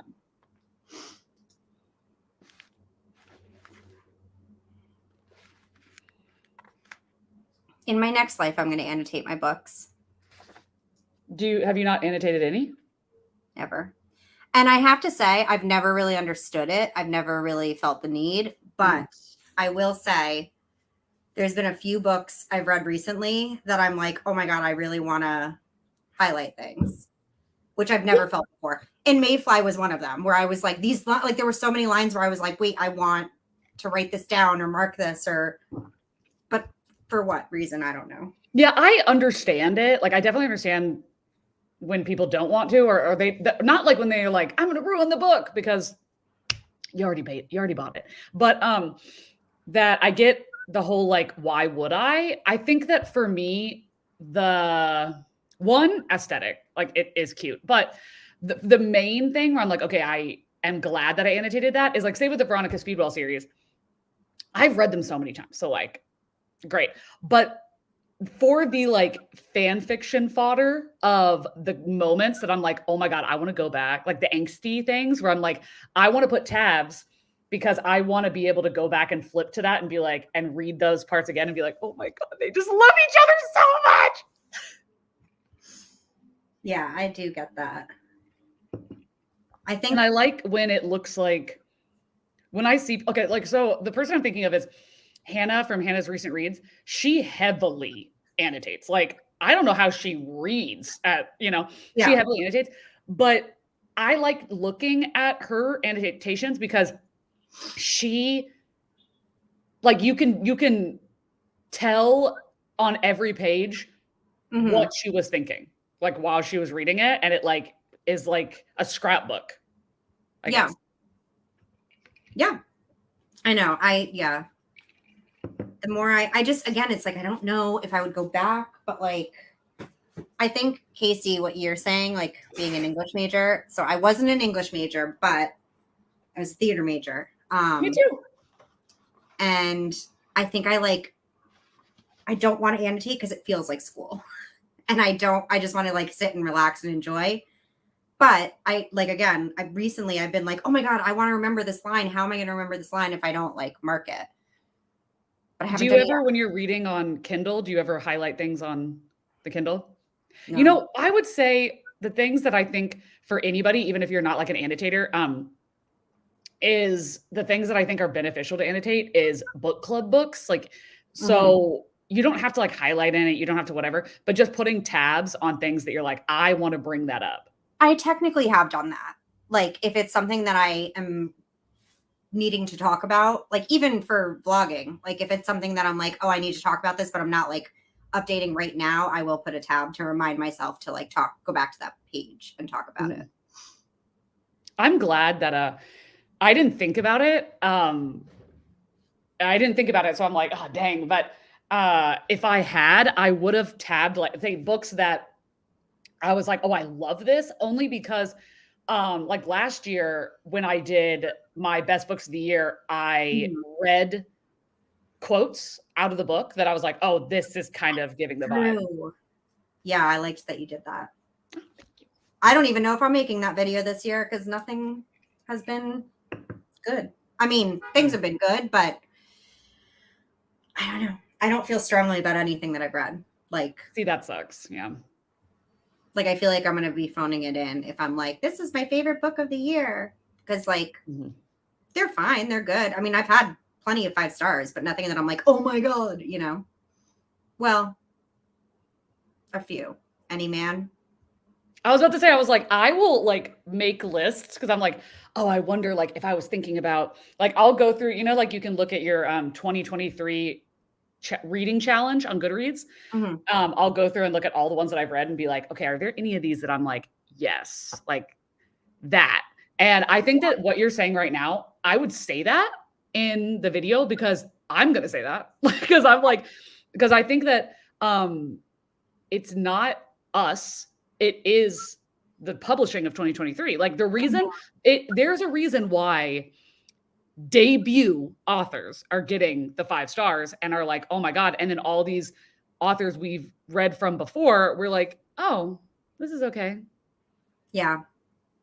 Yeah, I don't know. I mean, and I think it's partly too what I'm picking up. Like I think there's books that I've been putting off because I think I'm gonna love them. Like a lot of my fantasy I haven't read this year because I'm like, I don't know. I keep like being like, oh, I should just read this first because it's easier, it's faster, it's what everyone else is reading.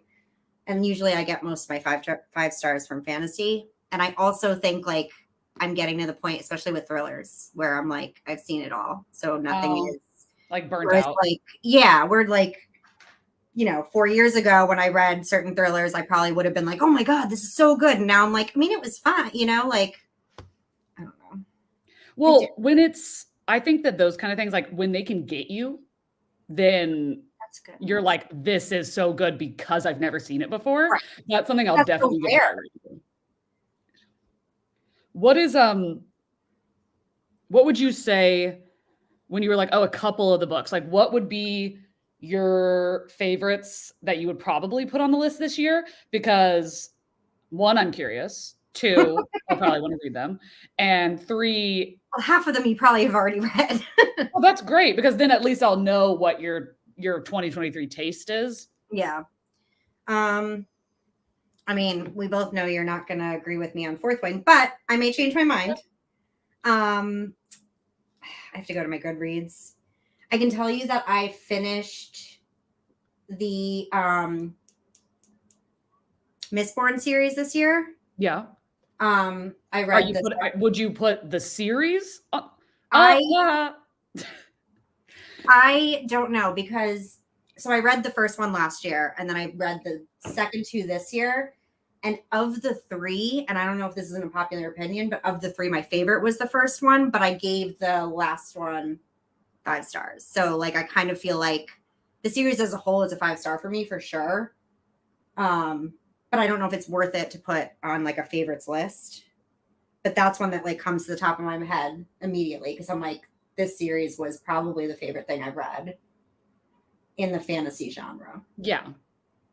I would say. I mean,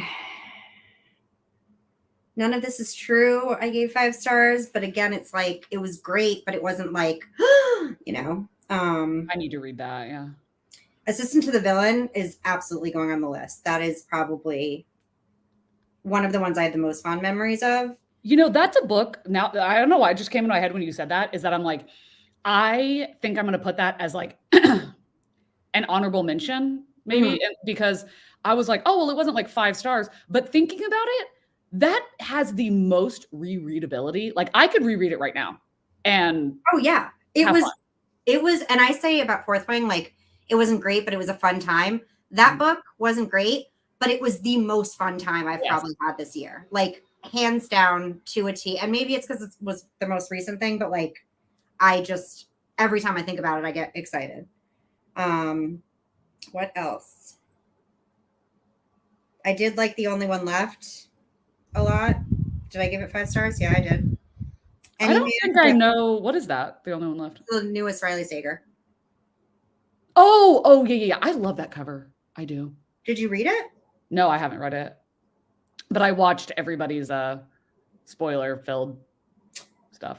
That's a shame. I also might divide it by genre too, because like I would say I don't know where it is. The newest Sally Hazelwood was a 5-star, hands down for me. Wait, which one? The newest Love one. Theoretically? Yes. Oh, I loved Love Theoretically. I thought maybe you were talking about oh, I haven't read that one yet. But it came out today. It's coming in my book of the month box. No, Love Theoretically, that was, well, I know you felt the diabetic shit and I felt like the OCD and anxiety shit so hard. I loved both of the characters. Like people were like, I didn't like the main character. I'm like, what? I loved her. Absolutely. That was, and then also the newest Abby Jimenez. I literally, when you went also, I was like, she's talking about yours truly. Again, same thing. The anxiety rep was so relatable. So like those two have to be on the list for sure. Okay. What else? I hate how when you look at your like reading challenge, it doesn't show you the ratings unless you click on them. All the Sinners Bleed, that was 5 stars. You said that's probably going to be like your best. It's definitely going to be up there. Okay, I haven't read that. What is that about? It's about a sheriff, a black sheriff in a southern town, and trying to think of like what's spoilers and what's not. So he is like dealing with like some like infighting and stuff among like races and religion, and there's all this religion stuff. But in the very beginning of the book, there's a school shooting, and his team responds, and the shooter comes out, and they shoot him, so he dies, and then there's like drama. Wait, the main character dies? No, they shoot the shooter. Oh my God. Like, I was like, okay, Game of Thrones. It's like all, police shooting and whatever, but then it goes like deeper than that because you find out that there's like some serial killer issues, and it was so good, I thought. Okay, cool. He's a really good writer. Like it's very topical, and I mean, I feel like Gabby was like a little annoyed by some of the religion stuff, which I understand, but oh, also, the Chestnut Spring series. I know you're not a romance girly. I know. I was making a Google spreadsheet for like things that I think like are going to be mentioned because I need to have them so I can put tallies next to it. And I was really, you know what? Since you've read the series, you tell me. Mm-hmm. So I've been waffling back and forth. Like last year when I did the best books according to booktubers, I said, I'm going to count each book individually. So if somebody said ACOTAR and then another person said Akamath, they're not going in the same bubble. Like they're separate books. But this year I'm like, I feel like there are certain exceptions where I'm like manga. You would not say a specific volume. And right. Then I was like, okay, there's like, say Veronica Speedwell, it's a series, like you're rating the series because right.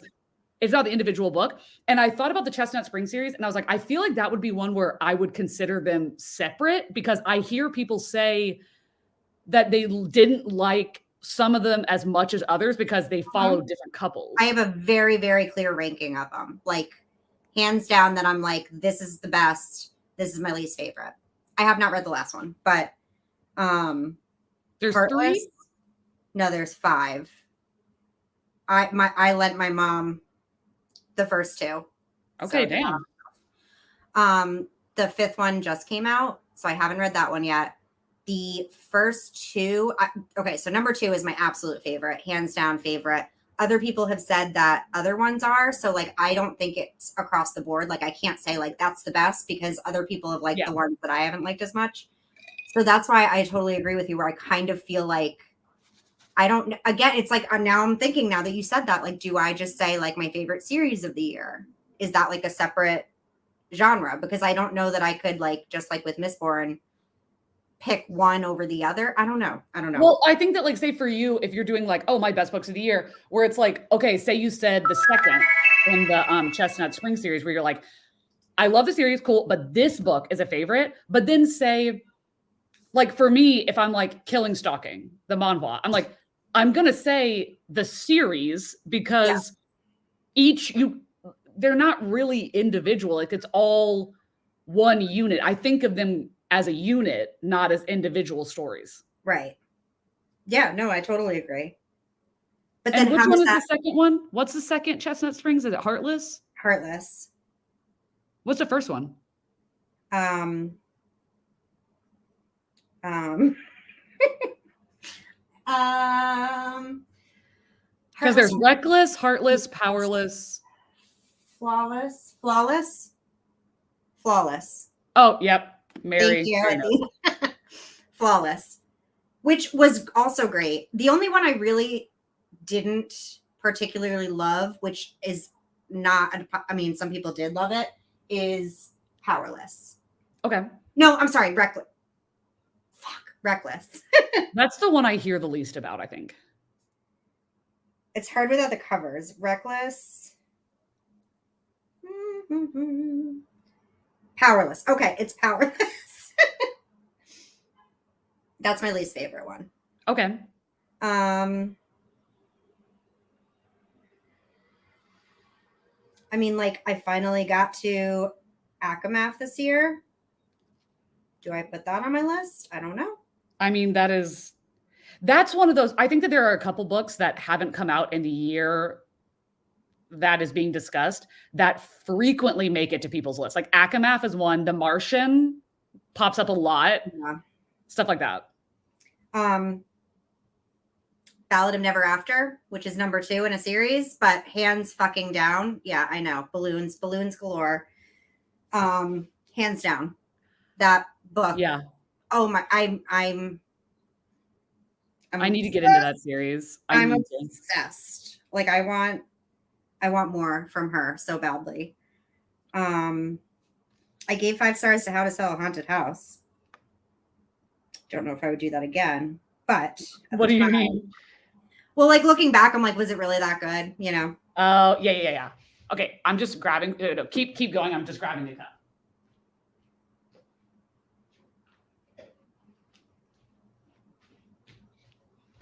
Okay.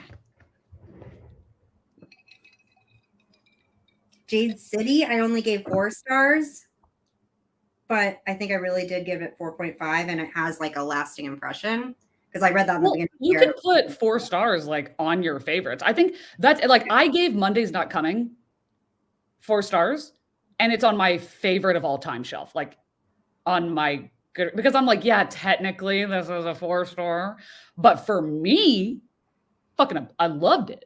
But literary wise, I'm like, I have to give it a 4. Like it's not right. Yeah, Things We Never Got Over, I gave a 5. That blew me away. But like the other 2 were just fine. Yeah. Okay. I love making lists. I know. I haven't even updated my Goodreads in 3 months. So this is not even really accurate. I'm also trying to figure out how to change my Goodreads because I want to put it on my YouTube. Like I want to share it. But right now it has like all my high school people following me and it says Caitlin, which is fine, I guess. But I'm like, is there a way to change it where it's like make a separate account for Charlie, but carry all that information over? I'm pretty sure it has to be connected to a Facebook account. Damn. You're right. I think, but I might be wrong. Let me see, because I changed my. Okay, no, you can change your name, I guess, because mine says Katie Coulson, but my Facebook is not Katie Coulson. So. Oh, yes. Wait, did I read that this year? Dowry of Blood? Did you read that? Oh my God. I read it, but did I read it this year? That's the other thing. I keep thinking of things I want to add to the list. And then I'm like, wait, did I even read that this year? Or was that last year? I read that in December of 2022. You know what? I'm going to be honest with you. December counts as the next year for me because of BookTube. And that's something that I didn't do before. But it's going to for me too. Like I'm reading December books now, and I'm probably going to start counting toward January in December. One for My Enemy, I gave 5 stars, but I know that you didn't. I don't think you did. Yeah, but something I didn't realize until we discussed it is that I personally don't care for Romeo and Juliet. And I didn't think about that when I went into it. And I was like, oh, I should have known that this wasn't going to be the story for me. Yeah. I mean, it makes absolutely no sense that I gave it 5 stars because I did not like the Atlas Paradox. I mean, the Atlas 6 at all. I read it twice now and I can't get behind it. I can't. What is it about it? Because that is a book that, yeah, people are very. I think I thought I didn't understand it, which is why I read it again. Mm-hmm. And now I understand it and I'm bored. I don't love her writing. I don't know what it is about her writing. And I feel like it was so different in One for My Enemy than it was in the Atlas 6. And then, I mean, I liked Master of Death, but it was not at all. It was like, I didn't love it. The writing was meh. And I just read a short story by her in these Hallowed Halls, the like Dark Academia short story collection. She had a story in there. I couldn't be more bored. Like, it's like everything has been a miss for me except for that one book. And maybe it's because I do like Shakespeare, but it was just I don't know, because I do know and totally respect that her writing is very like intense. So it's not just like normal writing where it's like everybody can take it or leave it, or everybody can enjoy it. But I love her writing, and I don't give all of her books like 5. Like the only book technically I've given 5 stars is Alone with You in the Ether, and that's a book the only one I haven't read. Well, if you don't like her writing, I don't know. I know. Well, wait. But the only thing I'll say for you specifically that I'm like, you know what, it might be worth a shot is that there is fantastic mental health representation. Like, fantastic. I do love that. I really should. I mean, I feel like in order to like, because I did a whole like Olivia Blake video and I didn't include that book and I regretted it because I was like, I can't really even make a decision at this point because I really liked One for My Enemy, but I didn't like Atlas 6 and I just feel meh about Master of. I almost said Master of Sex. Okay, tell me, is because you read that. I don't really know many people that have read Masters of Death. Would you agree with, so for me, I love the tropes and like the little things that Olivia Blake loves. Like, I love that she loves vampires and death and like these quirky, I love that. But for me, whole plot to me, I thought that was going to be my favorite, hands down. That plot, I was like, this is written for me. Mm-hmm.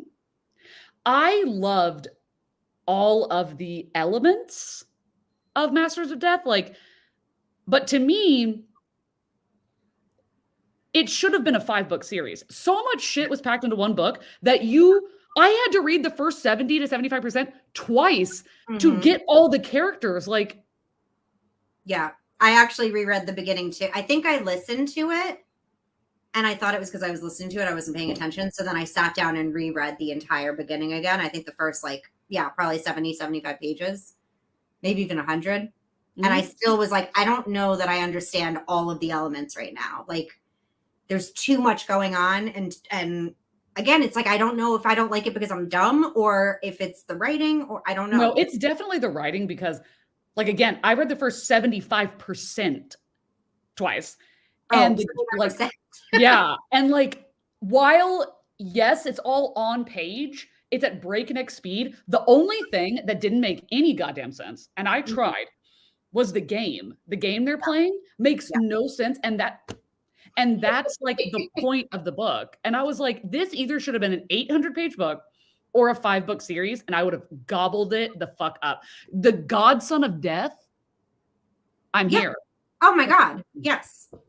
It should have been it had everything to be a 5-star for me, and it didn't work. And it was so upsetting because I saved it for last because I thought it was going to be the best one. Okay, so what else? I think that's all I got, honestly. I mean, like, I've had rereads, but like, I don't really count that. And I've had other 5 stars. Like, I gave Inheritance Games 5 stars because I just had a great time. but like I wouldn't say that's a favorite book. Yeah. I don't even know.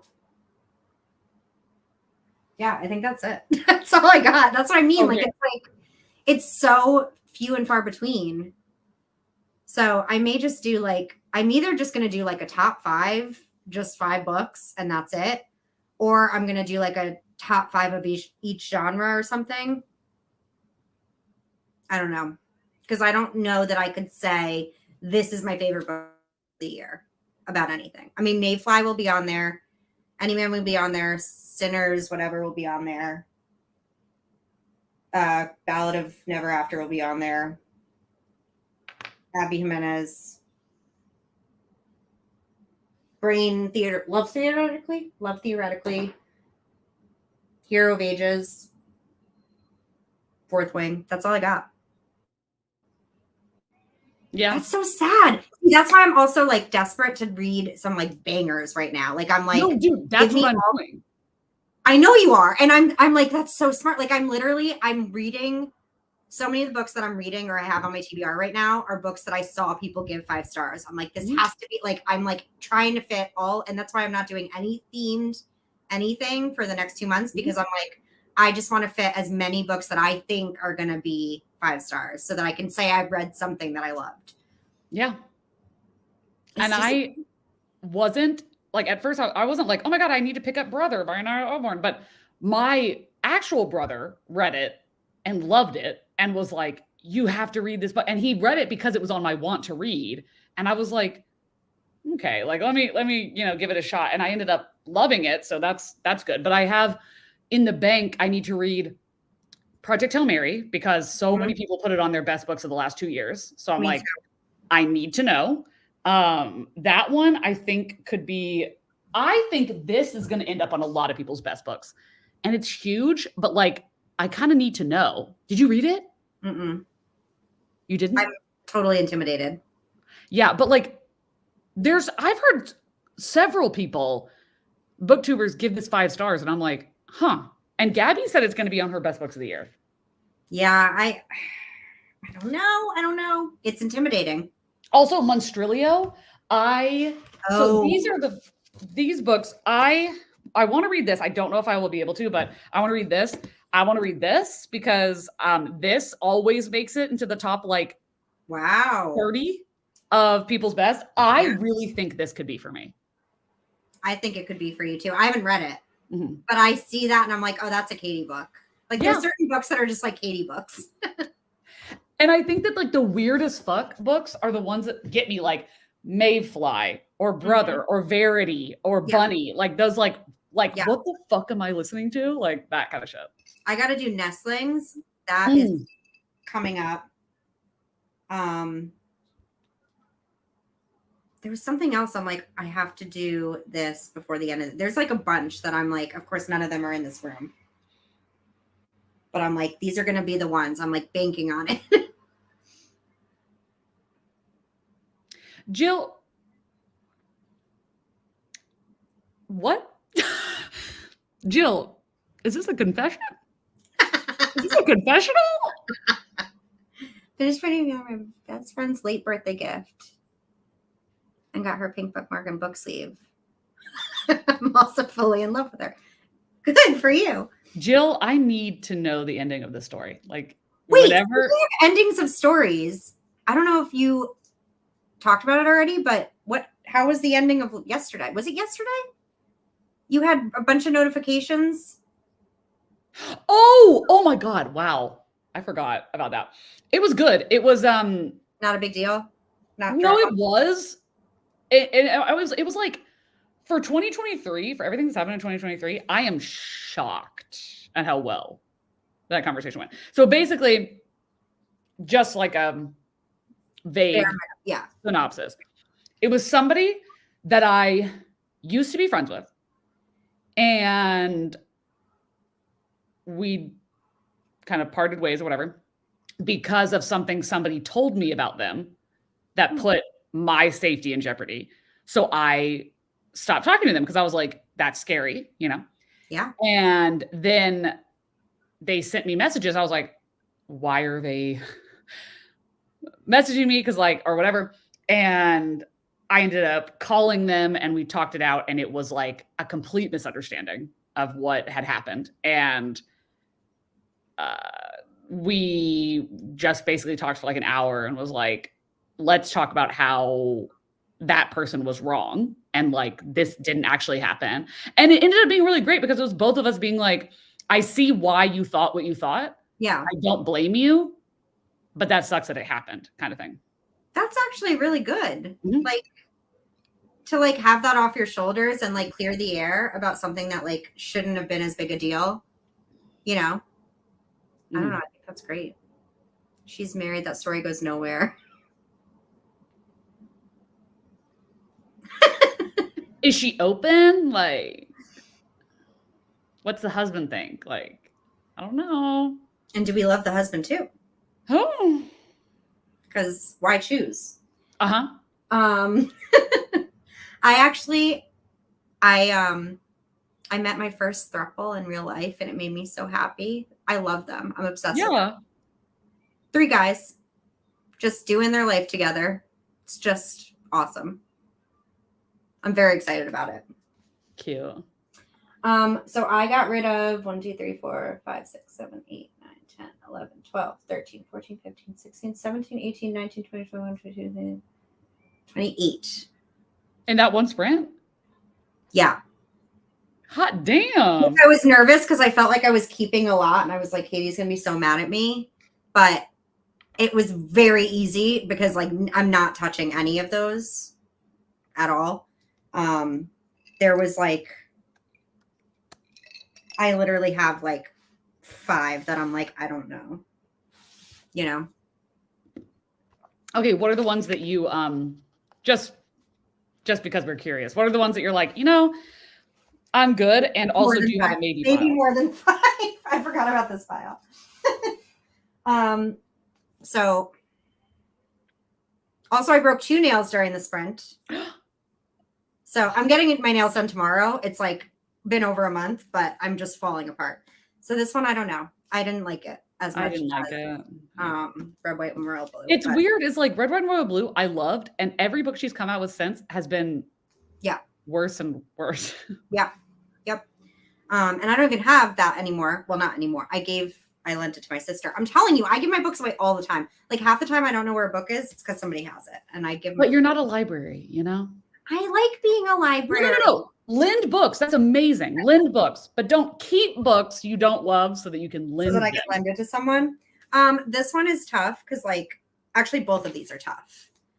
I liked both of them, but like they don't, here's my issue with these. They don't go with any of the genres on my shelf. And I never know where to put them. And I don't think I would read them again. Yeah. I mean, that's fair. Like I loved them both, you know, like I love Frederick Bachman. Yes, I hit Well, myself. I think that's fair to get rid of those because that's you. Like that's a personal, like Caitlin, like, I don't know where to put these books. It's a struggle. I'm just going to unhaul them. I read them. I like them. Okay. Do what you have to do. That's like, okay. And then these are ones I haven't read. This one, I think I'm pretty much getting rid of because I've heard it's not as romancy as I thought. This I've had for probably over 10 years. It's not even possible. Did it come out that long ago? It feels that long. 2017. So not 10 years, but close. I don't know. I don't know why I bought it. I don't know why I'm keeping it. I don't remember what it's about. So does that mean I get rid of it? I mean, what I would say yes, only because if you have 40% of your books that are unread and you're excited about those books, then you're never going to pick that one up. Right. Yeah. Right. Okay. Yeah. Romance was way easier. This one I think I want to keep. What is going on? I don't know. I haven't heard of that. I don't know what is going on. It won't let me post comments. But what I was going to say is good for you, Jill. Really? It just keeps saying this comment has failed to post Charlie's chapters. Are we even still live? It's okay. I don't need to comment. It just was curious. Yeah,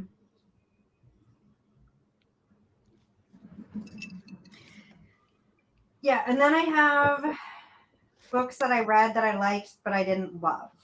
Mhm. There's like another 12. Okay. Do I get rid of them? Let's see it. I mean, if you liked and didn't love, you love so many books that like you're probably gonna fill the shelves with stuff like that. Like I love all of these. These were easy decisions. It's Okay. like, do you feel okay with putting those books next to the ones that you were like, these are staying for sure? Yes, because they look nice. Because it looks nice having full shelves. But yes, you're right. They will be full. You have so many books on the ground that need to go on the shelf. Yeah. Yeah, I'm not seeing. I mean, like they were all good, or some of them were good. Yeah. And romances come out every day. God damn, they pump that shit out. Yes, they do. I don't know. Jill, I have no idea. I've never counted, but I probably should. I was going to do a bookshelf tour soon and count then. But if I had to guess, I don't even know. I don't even know how to count things. Like I've never been one that can like guess how many jelly beans are in a jar. Like I have no idea. Because this is also, I have other books other places, other rooms. Yeah. So I'm done with romance, I think. I've technically. So is that behind you? Is it just those 2, 3? What is it? Shelves or 4? 1, that 2. are all keeps. Yes. That one I'm getting rid of. I just need to talk about it in a wrap up first. Got it. Okay. What do you want to do? Fantasy next? What are you thinking? Or something else? I don't know what other genres you got. I mean, so I have fantasy, and then I don't even know if I need to do anything over here. I probably should, but and then I also have that. Oh, yep. Which is split up, half I read and half I didn't. So I should do that. And then I have another shelf like that in my bedroom. Mm-hmm. And then I have the shelf over there. So I think I guess I'll do fantasy left. I also am panicking because I was going to film tomorrow and I thought I would be done tonight. And now I'm like, I can't film in front of my shelves until I like make something look good. Panic. Melissa, I have well over 400 and definitely needed a novel for about. Can anyone tell me by looking at this room how many you think I have? I have no idea. I'd say definitely 300 at the least because my shelf, I have like, I think a little under 200. Maybe, like 150, I think. So I would have guessed way more than that. Yeah, probably. I didn't think about the ones on the floor. Oh, and then I have a bunch. I signed up for this book club book subscription box a couple months ago, and it was cute. It was really cute. It was like independent romance authors. It was called Reveal Book Box, and it was like 4 books a month or whatever. I did it for like 3 months, and I've never really read independent authors, and I was like support published, independent published authors, and I haven't read any of them at all. And they're all sitting in a pile on the floor because they didn't fit, and I don't know what to do with them because like I feel like I could like some of them, and I don't want to get rid of them. I also feel like I have no unread books as I'm doing this, which is making me nervous. Wait, what do you mean you don't have any unread books? Like I feel like most of what I'm keeping is stuff I've read, which is good, I guess. But I'm also, I think that like, do I have no TBR? There's so many. Well, you had a lot on Thriller, so you'll be good with that.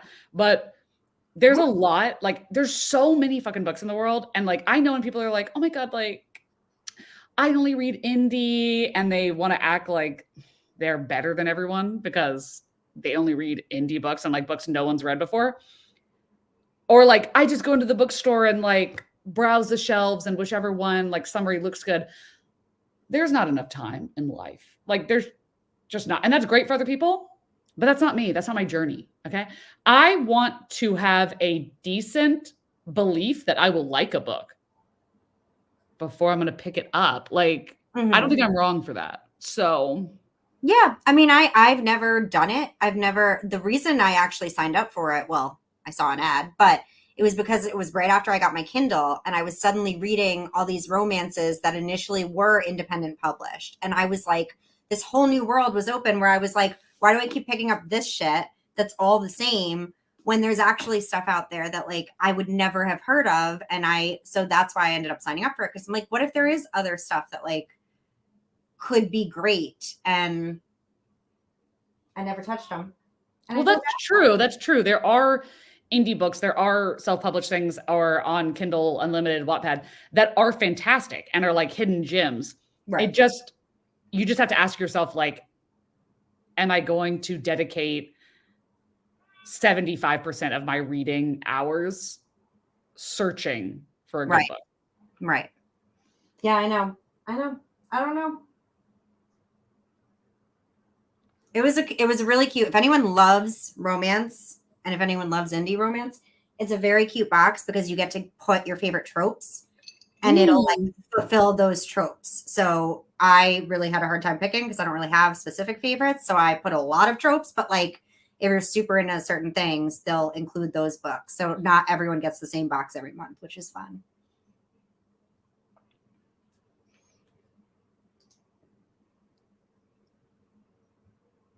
Nice. Good for you. That's awesome. Okay, so fantasy you'd think is like your second biggest genre, maybe? But I also think it's the easiest because I can tell you just looking at it that like 90% of it I'm keeping. Mm-hmm. And like I can pick out right now the ones I would get rid of, and there's not many.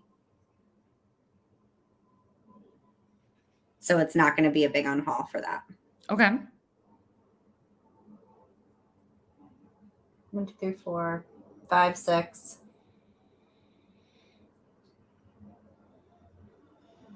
Yeah, like all of these are favorite series. Like I can't. Mm-hmm. Yeah. Yeah, I mean, if they're favorite series, like cool. Is there any that you're like, yeah, I kind of are, because you said like 90%, like I guess just take off the ones that you feel like don't serve you anymore, even if it's only a few. Mm-hmm. Yeah. Yeah, that you mean do it right now? Yeah. Oh, I thought you meant during a sprint. You're like waiting for me to move. Well, you said there was only a few, so I'm like, might as well. Yeah, no, there really is only a few.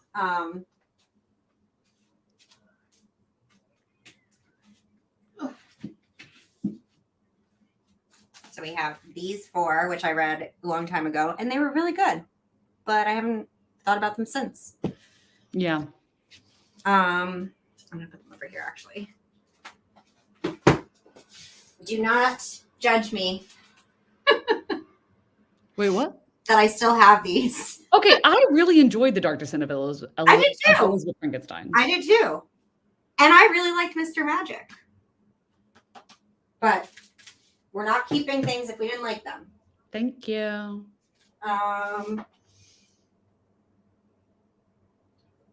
Okay, this is going to be controversial. This is the controversial part. This I want to keep, I think. Okay. But I don't know why. I can't tell you why. This I wanted to love so badly, and I did not. You're either an Erin Morgenstern girly or you're not. Like it's. I didn't like it. I wanted to so bad, and then I had every intention of finishing this series, but I never did, and I don't have fond memories. Yeah. But I like. This is gonna be a hard one to get rid of, I think. Because like in my head, I'm like, but wait. All right, I'm getting rid of these 2.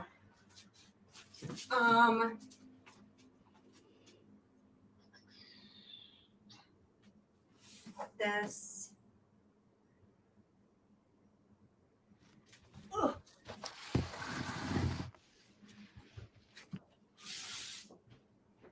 Okay, that's it. That's it? Okay. I told you.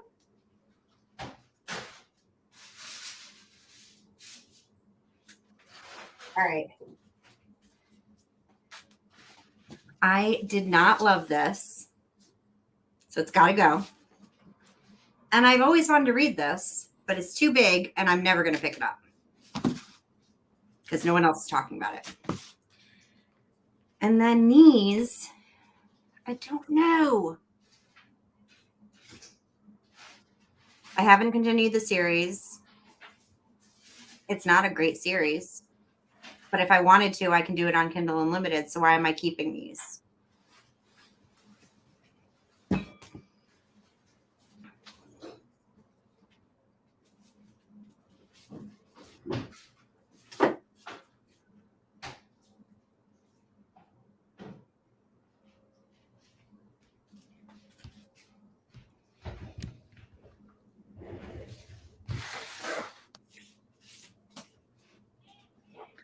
What's she doing now, I y'all? got more.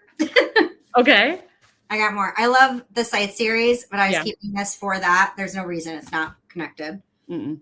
I loved these. They were very fun when I read them at the time. They don't need to be on my shelf anymore. I did the same thing. Yep.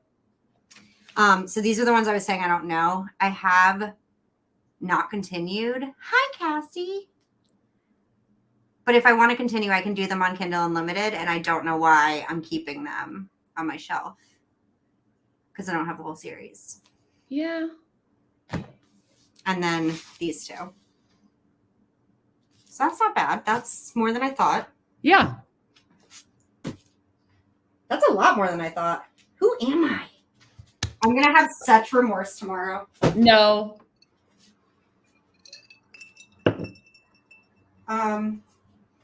Okay, now. This is so dangerous.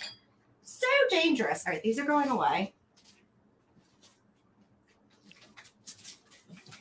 I'm going to literally move you.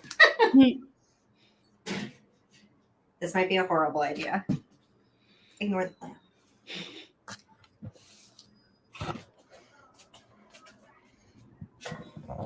Oh, okay. Does that work? Oh, yeah. This is the last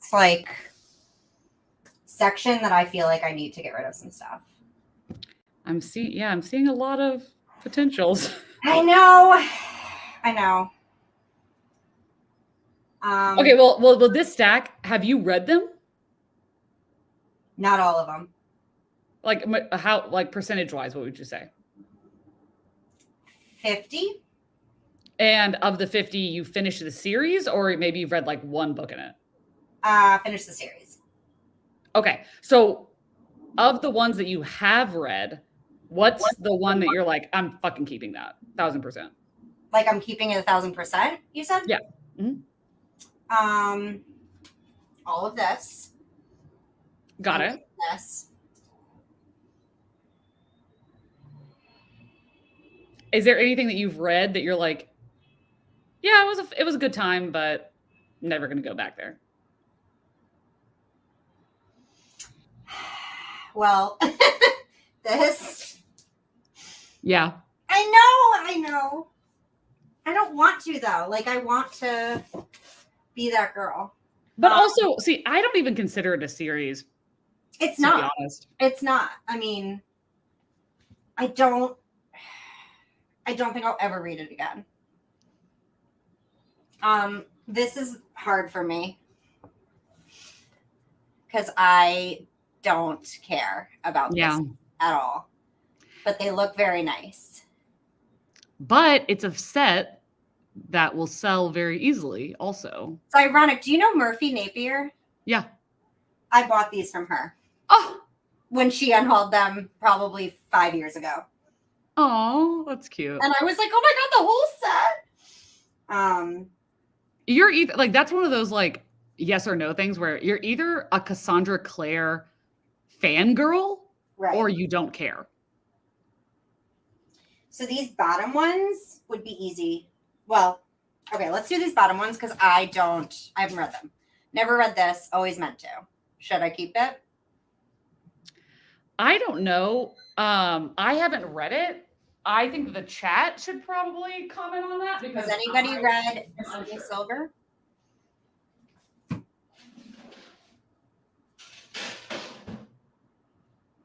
Right, Melissa?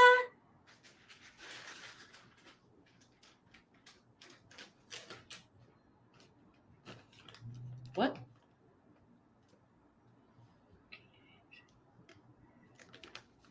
Dead Romantics. I like that book.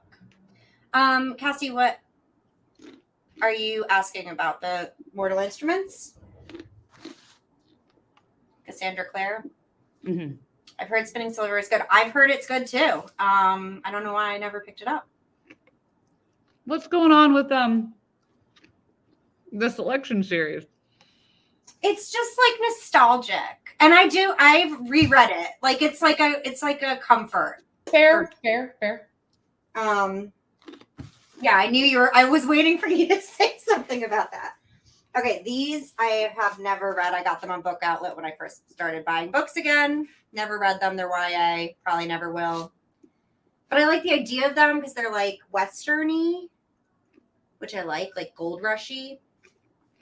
But okay. I think if I was going to read a Western, I'd want it to be an adult.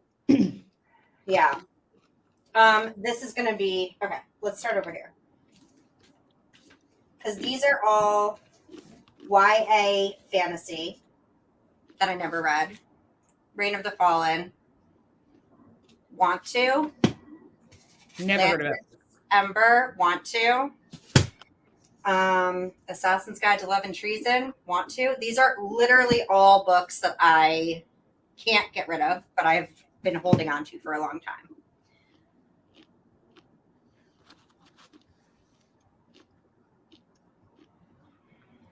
So you Sorry, are still keeping them? I don't know. They're in a maybe pile. Mm-hmm. Same with these, Sweet Black Waves and Darkest Shore. I just feel like one day I'm going to be in the mood for like this type of book, and it's a very specific type of book, and I want to hold on to a few of them. So maybe not all of them, but some of them. Two more. Grim Lovelies. I don't know why. Crier's War. Some of these are like Owl Crate books. Like I didn't even pick them. Assassin's, whatever. I think that's everything. So I need to I'm thinking keep maybe half of those and get rid of half. And then. Are you going to keep Red Queen? I don't know. I liked it. I never continued, but I always meant to. So that's why I was asking, because I was like, I know there's more books in the series and you only have 2. So I'm like. Right. Yeah, I loved this, but I read this right when I was first getting back into reading. And it was all the hype. I never read these. I never read these or this. I've never read these. And I've only read the first one of this. But I'm definitely keeping this. I'm definitely keeping this. I think that the Diabolic, I don't really, hear people talk about it. And then the Miss Peregrines, it kind of is one of those I don't think we're in the age demographic. I know. And it was one of those again, right when I got into BookTube, when I got into I was buying what everyone was talking about, just bullshit. And I literally ever since have been but one day I'll read it. But when? I don't know. Cassie, that's a good idea. Like a wrapped books thing. I could do that. I will never read this. No. I don't know why I keep holding on to it. I will never read it. I don't even know what this is about. I bought it for a book club and never read it. Never seen it in my life. I think it's something to do with memory, but I keep holding on to it. It's fantasy. I'm getting rid of it. I'm not thinking about it. You only have 2 of the Raven Cycle books. Why is that? I only read the first one. And I can tell you exactly why. It's because I read the audiobook and I hated it. And I'm holding on to them because I have every intention of actually reading them physically because the audiobook did not do me any favors. Okay. But I haven't continued to buy the series yet because I'm like not ready. This was my old roommate's that she lent me. And you stole it. No, she lent it to me.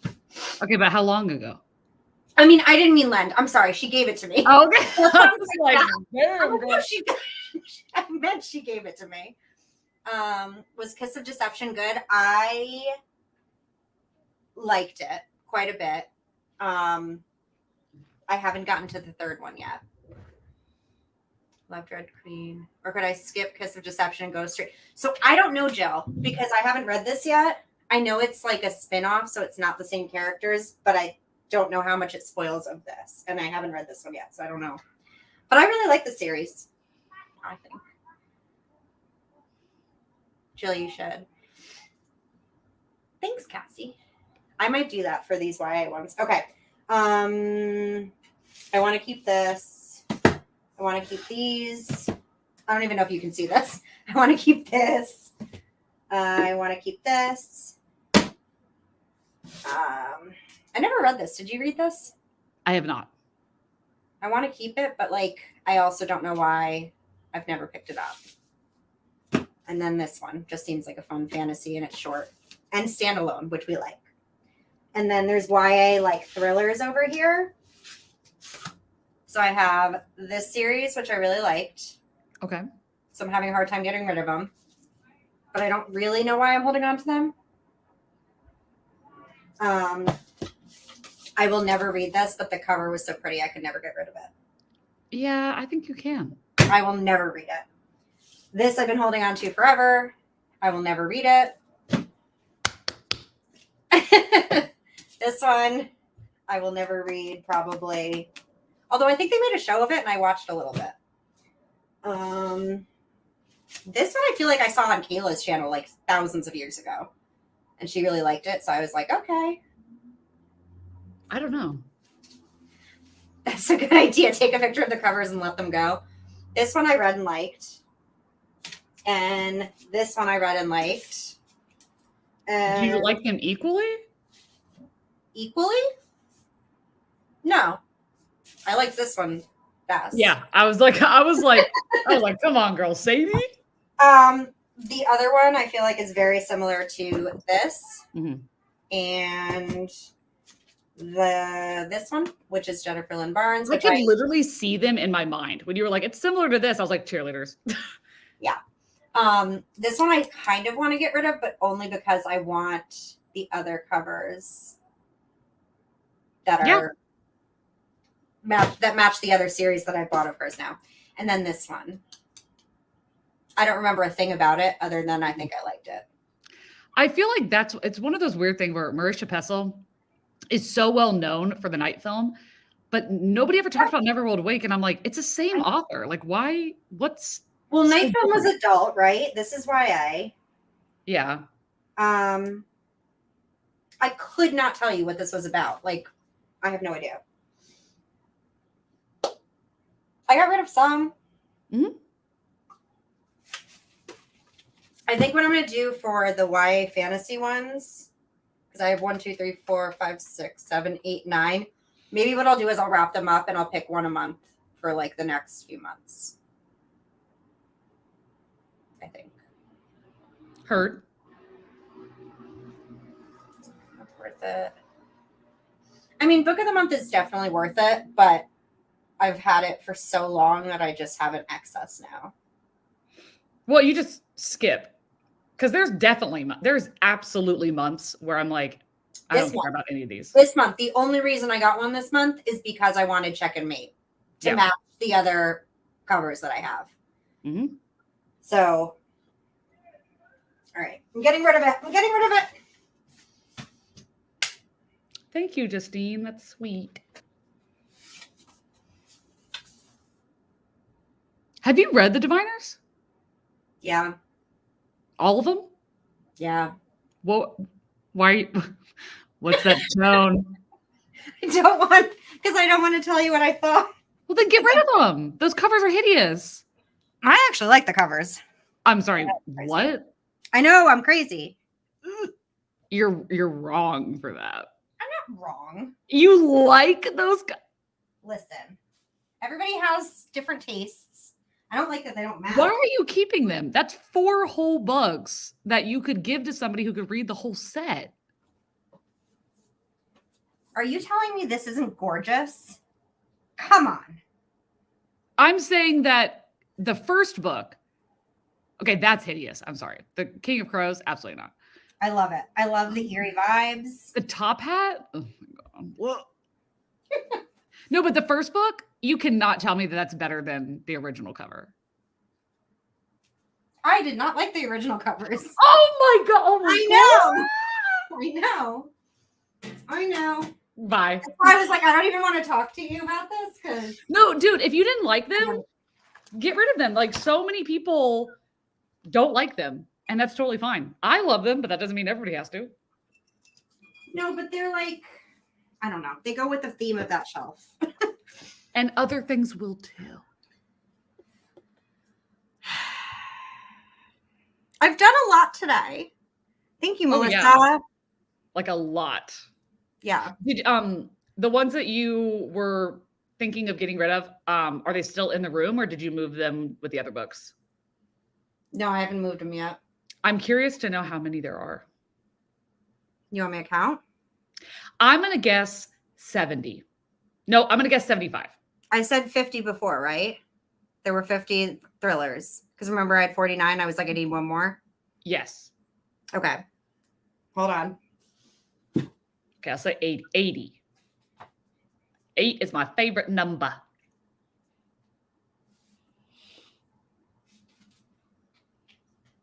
Oh, and then while she's doing that, I can tell you, let's see how far I am in this editing process. I had to make I'm making some food right now because this margarita is hitting me really hard because I guess I have eaten, but not anything substantial. So it's not really doing much, but oh my God, how far am I into this? I've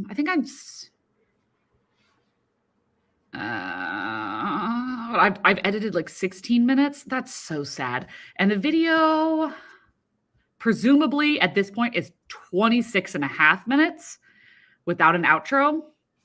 I don't know what it'll be in the end, but that's so sad. I've been working on this the entire day, and I think I started at 6 minutes. So I've done 10 minutes. Oh, what's a girl to do? What does a girl to do? Though I will say, I don't know because I'm too close to it to really like understand, but I think that the video is good. Like, I think that it will be fun. It'll be sad, but it'll be funny. So it'll be sad. There's literally there's so many memes I'm putting in, and I was like, it's too many memes. But it's like, I can't not put a meme because there's so many times where I'm just like, and it's like, what am I supposed to do? Just let that stand there and not put a meme on it? Of course. And that is why I keep talking myself out of starting a channel. Listen, okay, thank you.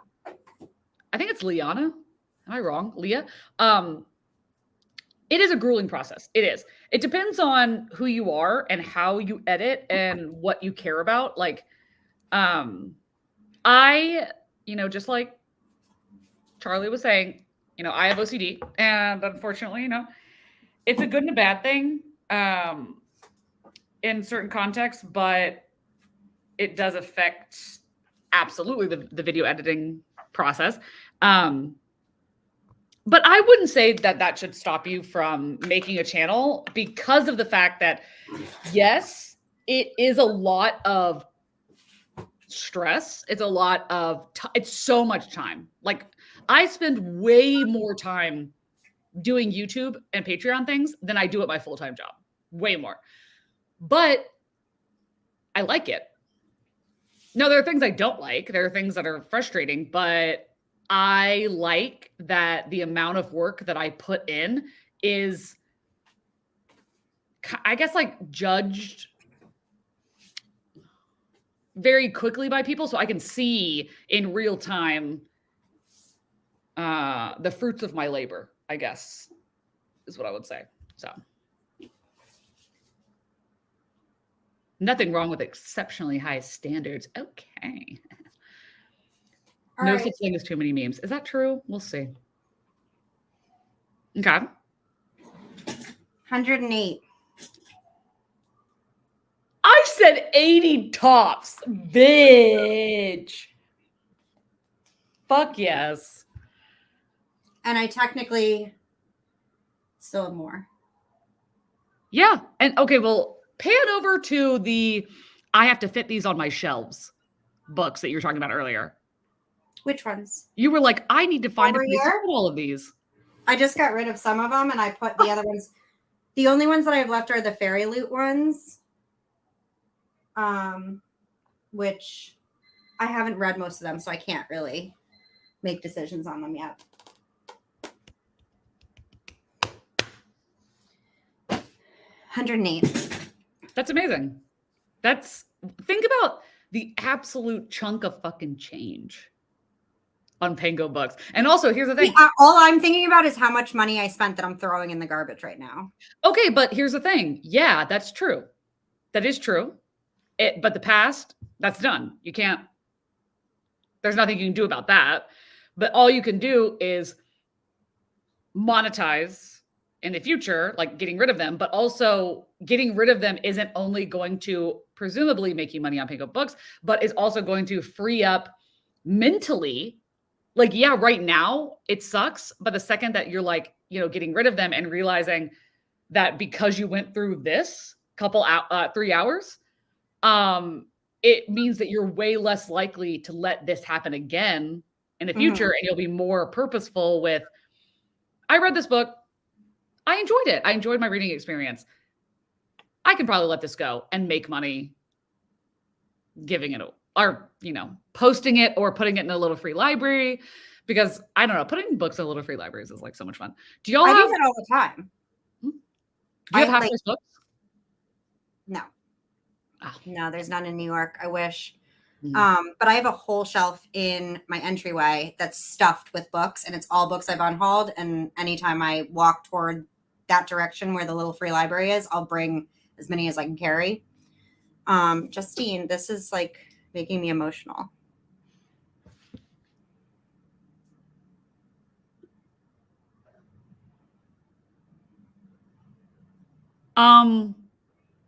Thank you. I obviously anybody can only imagine, because even if they've lost a parent, they don't know your mom and y'all's relationship. So we can only imagine. But I do know that, I've gone through things while I've had my channel, and other people in the community and watching BookTube and stuff like that has really helped me a lot. Like, literally a therapist is the one who was like, maybe you should join that community. Like, I feel like you're kind of really invested. And I was like, nobody's going to care. She was like, that's why I'm here. Literally, my bio just says my therapist made me do it, but literally, like, I mean, you guys too, but she was the first one that was like, why would you not just post a video? What are you doing? I never looked back. I have regrets, but I don't think I'll ever read a book again. But well, I think also, no, Jill, literally, I had been, so many people have told me to start a YouTube channel since I was in high school. And I was like, no, like, that's insane. And then literally a therapist was like, you should do it. And literally gave it as homework. Like, you will post a video. Yes. She was like, and she still does sometimes. If I'm like, you know what, I'm not posting this video this week, I hate it, it's off. She's like, if I don't see you post by 5 p.m., I'm emailing you. And she watches all of them, like, with her family. I'm like, she's like, it's on her husband's YouTube account. So it like comes up, my vlogs come up while she's like watching with like her kids. I love that. Yeah, she's We my love biggest somebody that cares. fan. And Also, anyone, yes, Leah, we're Geminis, so. anyone that I missed the part, whoever said that they wanted to start a channel, but I fully support it. And I'm literally planning on making a whole video about my first 6 months, why I did it, why I'm still here, what it's like in the first 6 months, and the things I didn't know before I started that I wish I had known. Trying to figure it all out. But Katie has been like a huge help with that stuff. Thanks. You got to help the people that deserve it. You know what I'm saying? Mm-hmm. There's people. Well, okay, here's the thing. I get tagged in BookTube newbie tags. Not all the time, but that video. You what? I never made that video. I just realized. Oops. But the majority of them, I'm like, no, I'm not going to comment on this. I'm not going to repost not because I'm like, you suck, but because I'm like, this is not the person that I want in my environment, like in my bubble, in some vibe way. Like, say, a lot of times it's somebody tagging me on a BookTube movie tag, and in the video being like, and I'm not even kidding you, being like, I'm doing this so that you'll talk to me. And I'm like, why would you say that on the fucking internet? Like, that's really weird. And saying it in a weird way. Like, I totally understand being like, oh my God, I want to be friends with people like that are in the book community. But I'm like, yeah, no, I'm good, fam. I'm good. Like, I'm just going to pretend like I didn't see that. And we're just going to keep going. Yeah. It's hard. It's a weird dance. Like, it's a weird, like, I don't know. Because you feel like an imposter too. Like, I felt like an imposter. I mean, I sprinted with you before I had a channel, actually, but like, and we did a live show. Yeah, but I never ever intended to be like, hey, Katie, be my friend. But I mentioned you in a video or whatever. And then you were like, oh, hi. And then that's organic. What? I said that's organic because it's like, oh, there are so many people in the community, obviously. And then there are people that you're like, okay, I see you and the way that you act, like over the course of maybe multiple reading sprints or videos. And it's like, okay, I like your vibe. Yeah. I like your vibe. And I never know, like, I didn't know. I always feel like if I talk about someone in a video, I should like acknowledge them, but I don't want to tag them. I'm not tagging them to be like, be my friend or look at like, because I don't even know. Do you see that? I have no idea. Oh, I watch every single thing I'm tagged in. I watch. But so you get a notification if someone tags you in something? Okay. Because I didn't really know the first time I did it. That's why when you suddenly watch my video, I was like, what is she doing? But I was just mentioning it because I'm like, I'm not going to just like be like, hey, like Olivia gave me this idea and not say who she is. So I just link her down below because I think that's the right thing to do. I'm not trying to get her to be my friend. I don't know. Well, okay. So when you're on YouTube, especially YouTube Studio, and you go to notifications, there's new, like people that you subscribe to that will show the videos they posted. There's, if you have been, someone's responded to a comment that you've made, and then mentions, and mentions is where, if anybody has tagged you, oh, I stay keeping up with that. I'm like, because I love it. Like if somebody mentions me in a video, I'm like, ah! I mean, I would be so flattered. Yeah. Like most of the time. But yeah, I was not at all meaning to be like, be my friend, but it worked out because now I'm just suddenly like, be my friend and also help me get rid of things. Seriously, I'm a Gemini and I'm like, taken. Yeah, I swear to God. And I was like, I'm not going to push the whole, like, we're Geminis, girlies, but like we are. But I seriously swear, I probably thought I was going to get rid of 10 books tonight. So I don't even know how we're sitting here. I thought like, okay, we're going to do like a solid 25. And then I'm like, really? oh my God. Well, no, not well, like, you not said like no to every book I took off the shelf. Well, yeah, but I thought when you were setting them down, you were like, I'm just going to pretend like I'm getting rid of these. And I'm not actually going to do it. Well, I mean, they haven't left the house yet, so. Yeah. But you have so, like, literally, that's so many books behind you for starters. And that's not including the ones that, well, one, okay, here's the thing. When you say you think, oh, I've taken 108 off, you also said earlier that you wanted it to be pretty, which means it can't just be crammed of books. There has to be some aesthetic. Yeah. Maybe a book facing out, God forbid. That's a favorite. I've always, I used to have that. And slowly they all turn this way because I have to fit more books.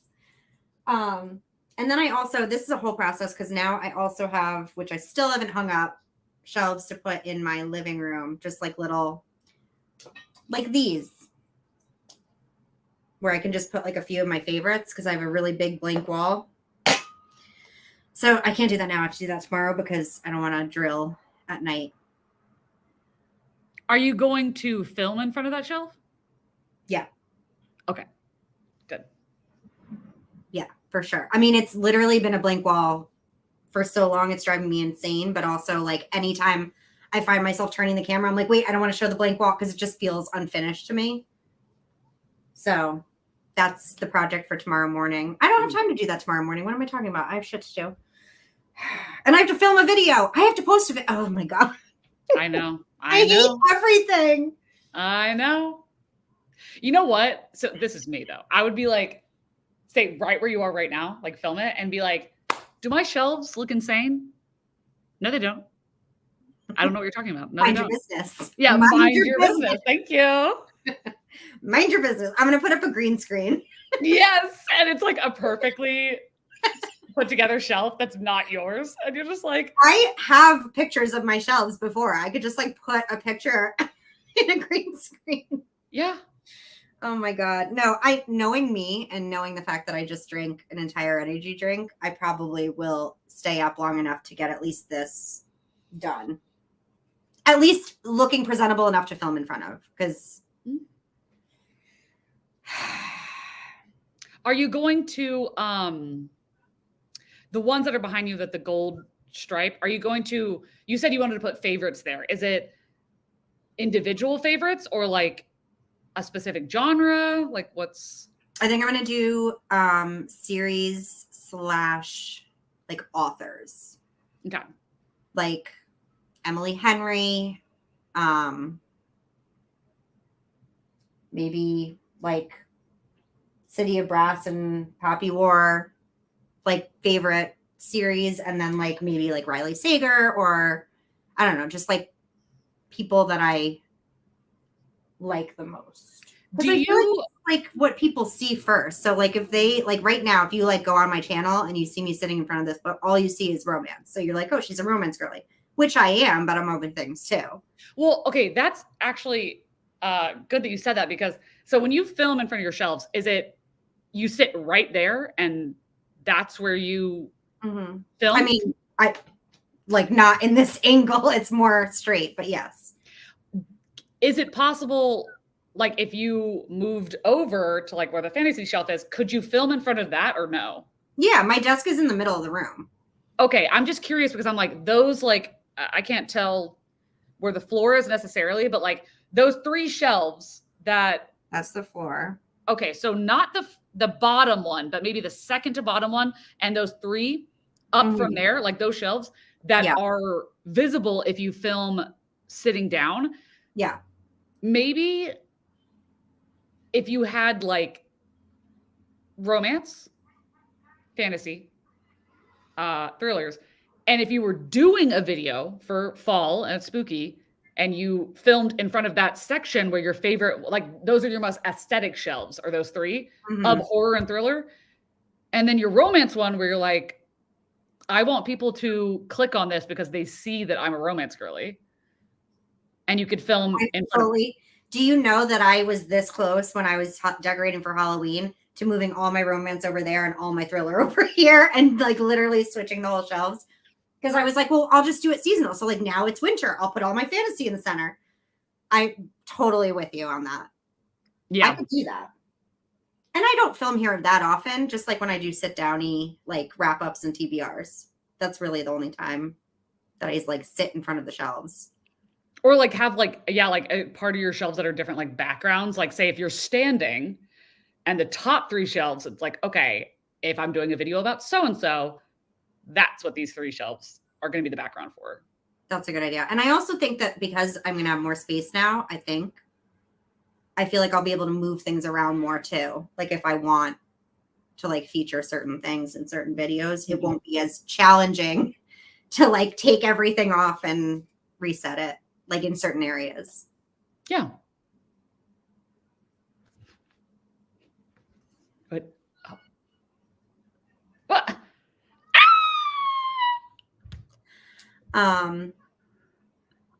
Yeah, this is this is a lot. This is a lot more than I expected to do. But you got a lot done, because think about like those 108 books that are in the hallway or whatever. You don't have to find a spot for them. You don't have to organize them. Like those are things that are no longer a burden to your shelves. And it is true that like I pick them up and I'm like, but I can't get rid of that. Like I keep thinking about like the Greer Hendricks, all those books that I'm like, I've had those on my shelves forever. They all go together. Like I never think about them. I never look at them. I never notice them on my shelves. And all the ones that I pulled off that shelf over there, I've had literally sitting for 6 years. Just like being like, one day I'll read this. But like I've never reached for them ever. And I know I'm never going to. Yeah. Unless I do some kind of crazy, which I thought about, like TBR challenge where I like almost like a Kayla book unhaul, which I thought about doing next year. Like I have to read or get rid of everything by the end of the year. Can you imagine if my 2022 TBR, if I did that, which I was like, I have to get rid of them if I didn't read it. And let me tell you a little sneak peek. Let me tell you that I'm of this editing audio TBR. There's 42 audiobooks is what I said in the beginning. I'm 30 books in. I've read 3. 3! I can't understand how you buy audiobooks that way. It's the sales. And also, I didn't even think about that when I made this video. I did not count my Libro audiobooks. I only counted my Audible library books. I don't know what the fuck if I had counted Libro, but on those Audible sales where everything's like half off, I'm not kidding you when I say I bought the entire Zodiac Academy series. I'm never going to read those. Never. Wait, do you still have them? Oh, audiobook. I was like, wait, send them to me. As I just unhauled the first 2. What is wrong with me? I was literally about to buy them from you. Wait, a set's a set, you know? I have a problem. And I'll be like, well, I might as well get the whole set. Like I bought the whole Throne of Glass audiobooks on the sale. I did read all of them though, but I got all of those. I got all of the Cradle series by Will White. Haven't read a single second. Chrissy, this is what I do. And if I were ever to tell you what is on my Kindle and what I've actually read of that, it would be just as bad, if not worse. But you know what? Kindle, I mean, unless your space, like the space in your Kindle is getting, whatever, and you can delete them, or you're spending a lot of money on them. But if you're getting them on Kindle Unlimited, it's like, yeah, I guess it's clutter in your Kindle, but that's nothing compared to shipping, physical book prices, and the space in your apartment. My problem is that I like reading on my Kindle so much that I will buy the book and then I will buy it on Kindle. And then I hate myself. And then sometimes I'll add the audiobook on Audible because why not? Well, you know what? I feel like that could be a good thing if you get the ebook first and say, I'm going to read 50 pages of this. And if I love it, then I'll buy the book. Yeah, that was the intention. Yep. Fair. But again, I feel like this is very freeing because I do have auto buy authors that I just automatically, it doesn't matter. I just buy it every time they come out with a book. And I think that I need to stop doing that because there are certain ones that I'm like, like now that I'm seeing, okay, I don't need every book from this author. I'm getting rid of certain things. Like I could be more selective maybe, or read it first and then buy it. Yeah.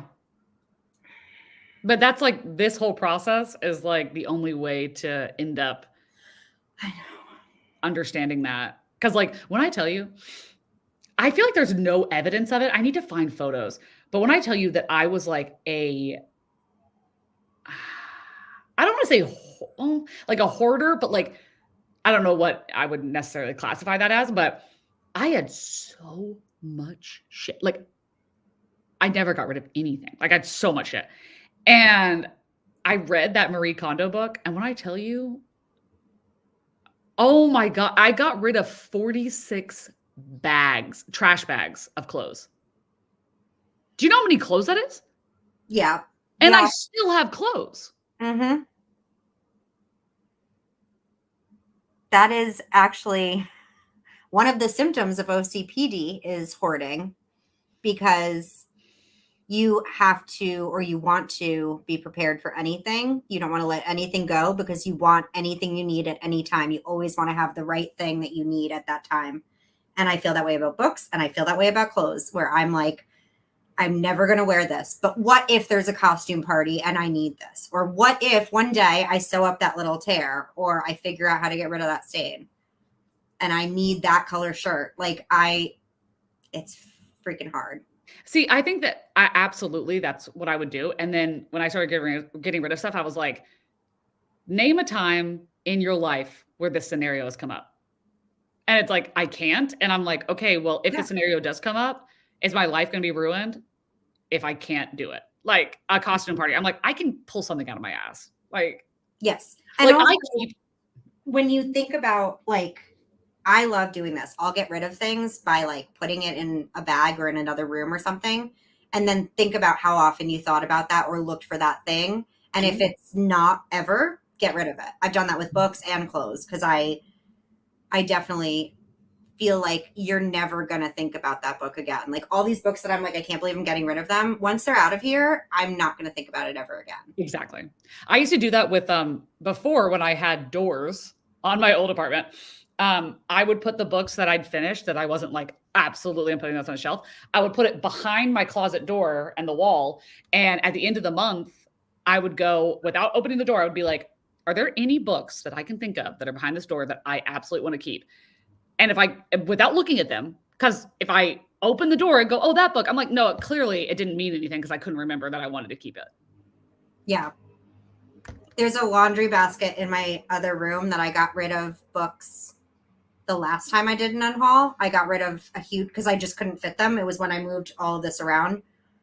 And there's one book I can think of that's in there. Only one that I can remember, having not looked at it this whole time. So I'm like, probably I should just get rid of everything that's in there. I was telling this to my mom the other day where I was like, oh, I obsessively, like, I don't think that the way that I unhaul other people should strive for, because it's very obsessive thoughts, but I unhaul so much, and I can probably count on one hand, maybe, the amount of things that I've ever like kind of regretted getting rid of. And the only book that I got rid of where I was like, you know, if I still had it, I'd put it on my shelf, is The Girl in 6E. That's the only one. And even then, I don't feel like I feel bad about it because it was written in from someone who had read it previously, which I thought would be really cool, which normally it is. Did you get it at a free library? No, I got it at Half Price Books. Oh. It was written in, but by someone that I did not share the opinions of at all. And I was like, not just like, oh, this is a good book. I mean, like misogyny. And I was like, oh, never mind. So technically I don't regret it because I wouldn't have wanted to keep that in the first place. Yeah. Okay. Don't worry. Everyone that's like, wait, do I have that? You might not, but it's all manageable.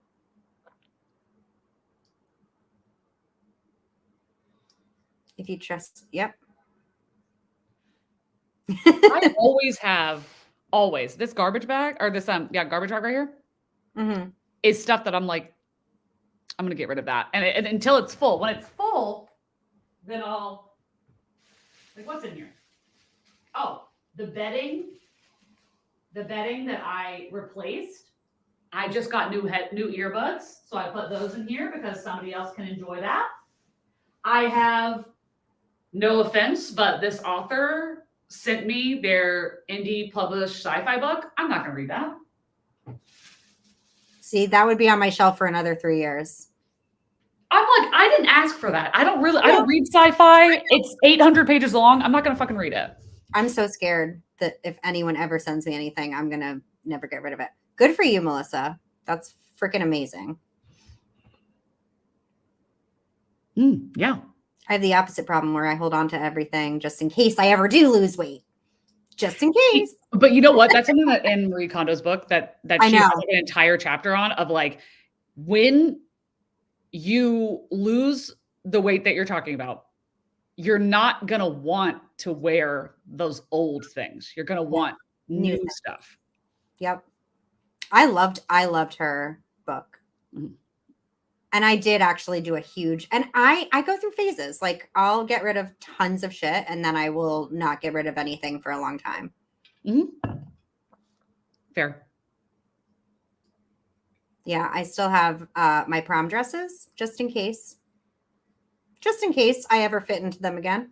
Well, prom dresses, I feel like you could, spin that of like, this is a memory, but like, Jose, that's just such detrimental. Like, I feel bad reading that because I'm like, there's no way that you can spin that it's not negative against your mental health. Like, there's nothing good about that. Like, that is just torturing yourself, because no one physically, your body's different in high school because it's like the childbearing years or whatever. So it's never going to be like that. You would have to like physically, there's no way, Yeah, I know. Like 5 years ago, I got rid of my final Abercrombie jean skirt from high school. My very last one.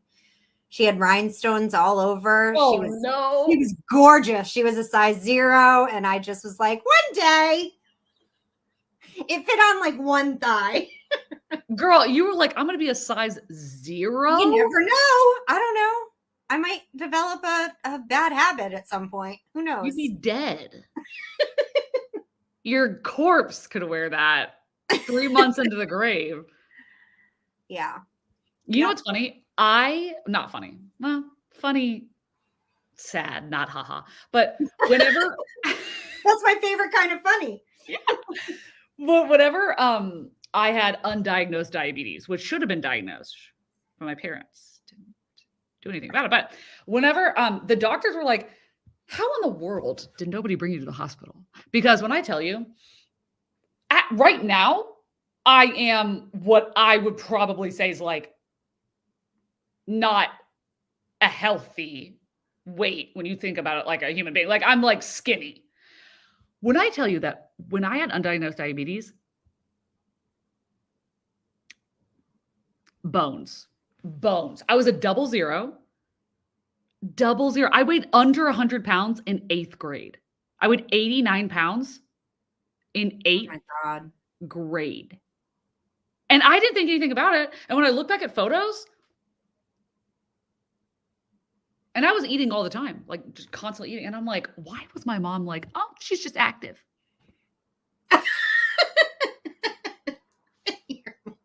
She's just, isn't that mom's though? My mom used to say about my weight the opposite, where she'd just be like, oh, that's just your spare tire. Once you get through your hormones, it'll all change. Puberty, you'll just fix it. It's fine. Never went away. Got bigger and bigger. Parents, like, that's disgusting. I love moms.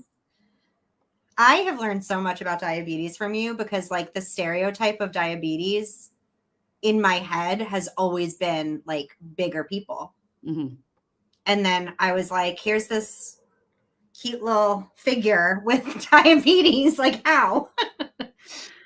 Yeah, I think it's like something that people don't talk about. Like, even if somebody comes into my restaurant and they have diabetes, it's like I have to ask them if they have it. If I see something like that, like see a pod or whatever, and I'm like, do you have diabetes? And they're like, yes. And like, they're like scared to talk about it because of the stigma around it. Like Yeah. I literally last week had a customer.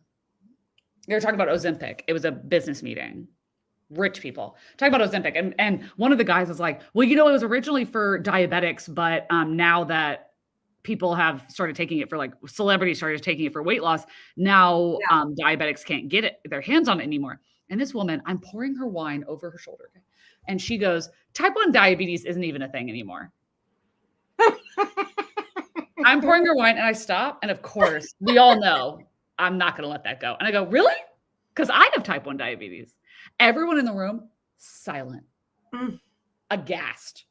And the dude across from her was like, my best friend when I was growing up, he has a daughter now. And at 3 years old, she was diagnosed with diabetes. And I always give to the charity. Like every time anyone says about diabetes, I give money. It's like when somebody says something racist in the room and then everybody's like, oh, but I voted for Obama and my best friend in high school was actually Black. So people. And then I came back in the room a little bit later and she goes, well, you have juvenile diabetes. I said, no, I have type 1 diabetes. I'm sorry. What about me screams juvenile to you? Well, people think that type 1 they call it juvenile diabetes because predominantly it happens to children. Isn't it just when you're diagnosed? Yeah. Isn't it just considered juvenile diabetes when you're a juvenile? Because most people that have type 1 diabetes are diagnosed when they're a child, and most people with type 2 are diagnosed when they're an adult because of maybe poor health and stuff like that, but not always. So people just assume like, oh, you got diabetes when you were like a baby. I'm like, no, I got it because of a bacterial infection. I know that's different, but it fucking happens. Most people don't know that.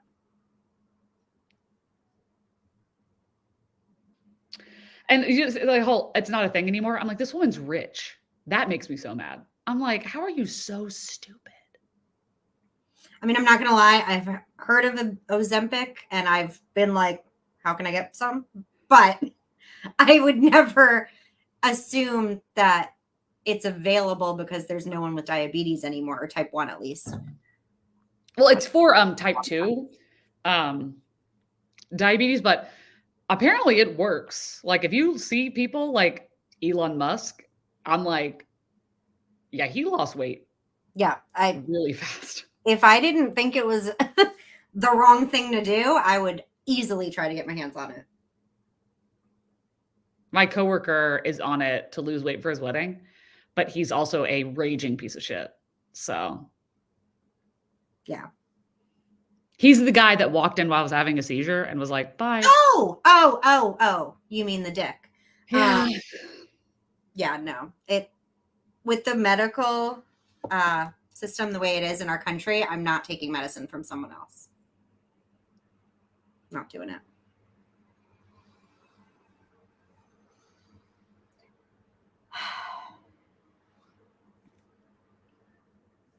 What are your plans for the rest of the evening? Because I think I might hop off here soon. Yeah, I think I need to do something with all of this. Are you going to keep working on it or are you going to wait? Probably.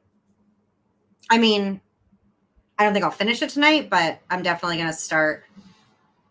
I shouldn't have drank an energy drink because I'm not going to bed. So, are you going to listen to an audiobook or music? Yeah, I'm listening to Fourth Wing. Oh, yeah. Okay, well, if you have progress photos, I would love to see them. Okay. Yeah, we'll see. Maybe I'll get it all done tonight and then I'll edit a whole video and I'll have it up tomorrow. I mean, an energy drink makes everything possible. I'm just saying. You never know. My mom can't get her Ozempic. Oh, no.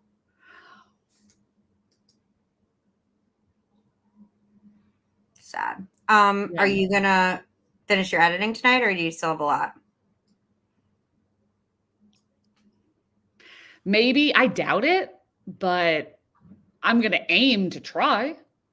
It's not going up tomorrow, right? No. Yeah. So you have time. Yeah.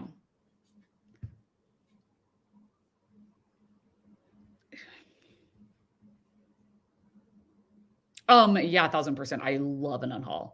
I love a reorganization. I'm obsessed. All right. Well, this was fun. Thank you guys for one of these days we're gonna do sprints and actually sprint. Like watching Gabby today, she's just like, break's over, we're sprinting. And I'm like, couldn't be me. Has never been me. No, never will be. One day, I swear it though, because I actually want to read when I do these things. But yeah, thank you guys for helping me make decisions, and look forward to an unhaul, I guess. And thank you, Kate. Thank you. I will see you all later. You okay, Katie? Bye. It's still not doing it.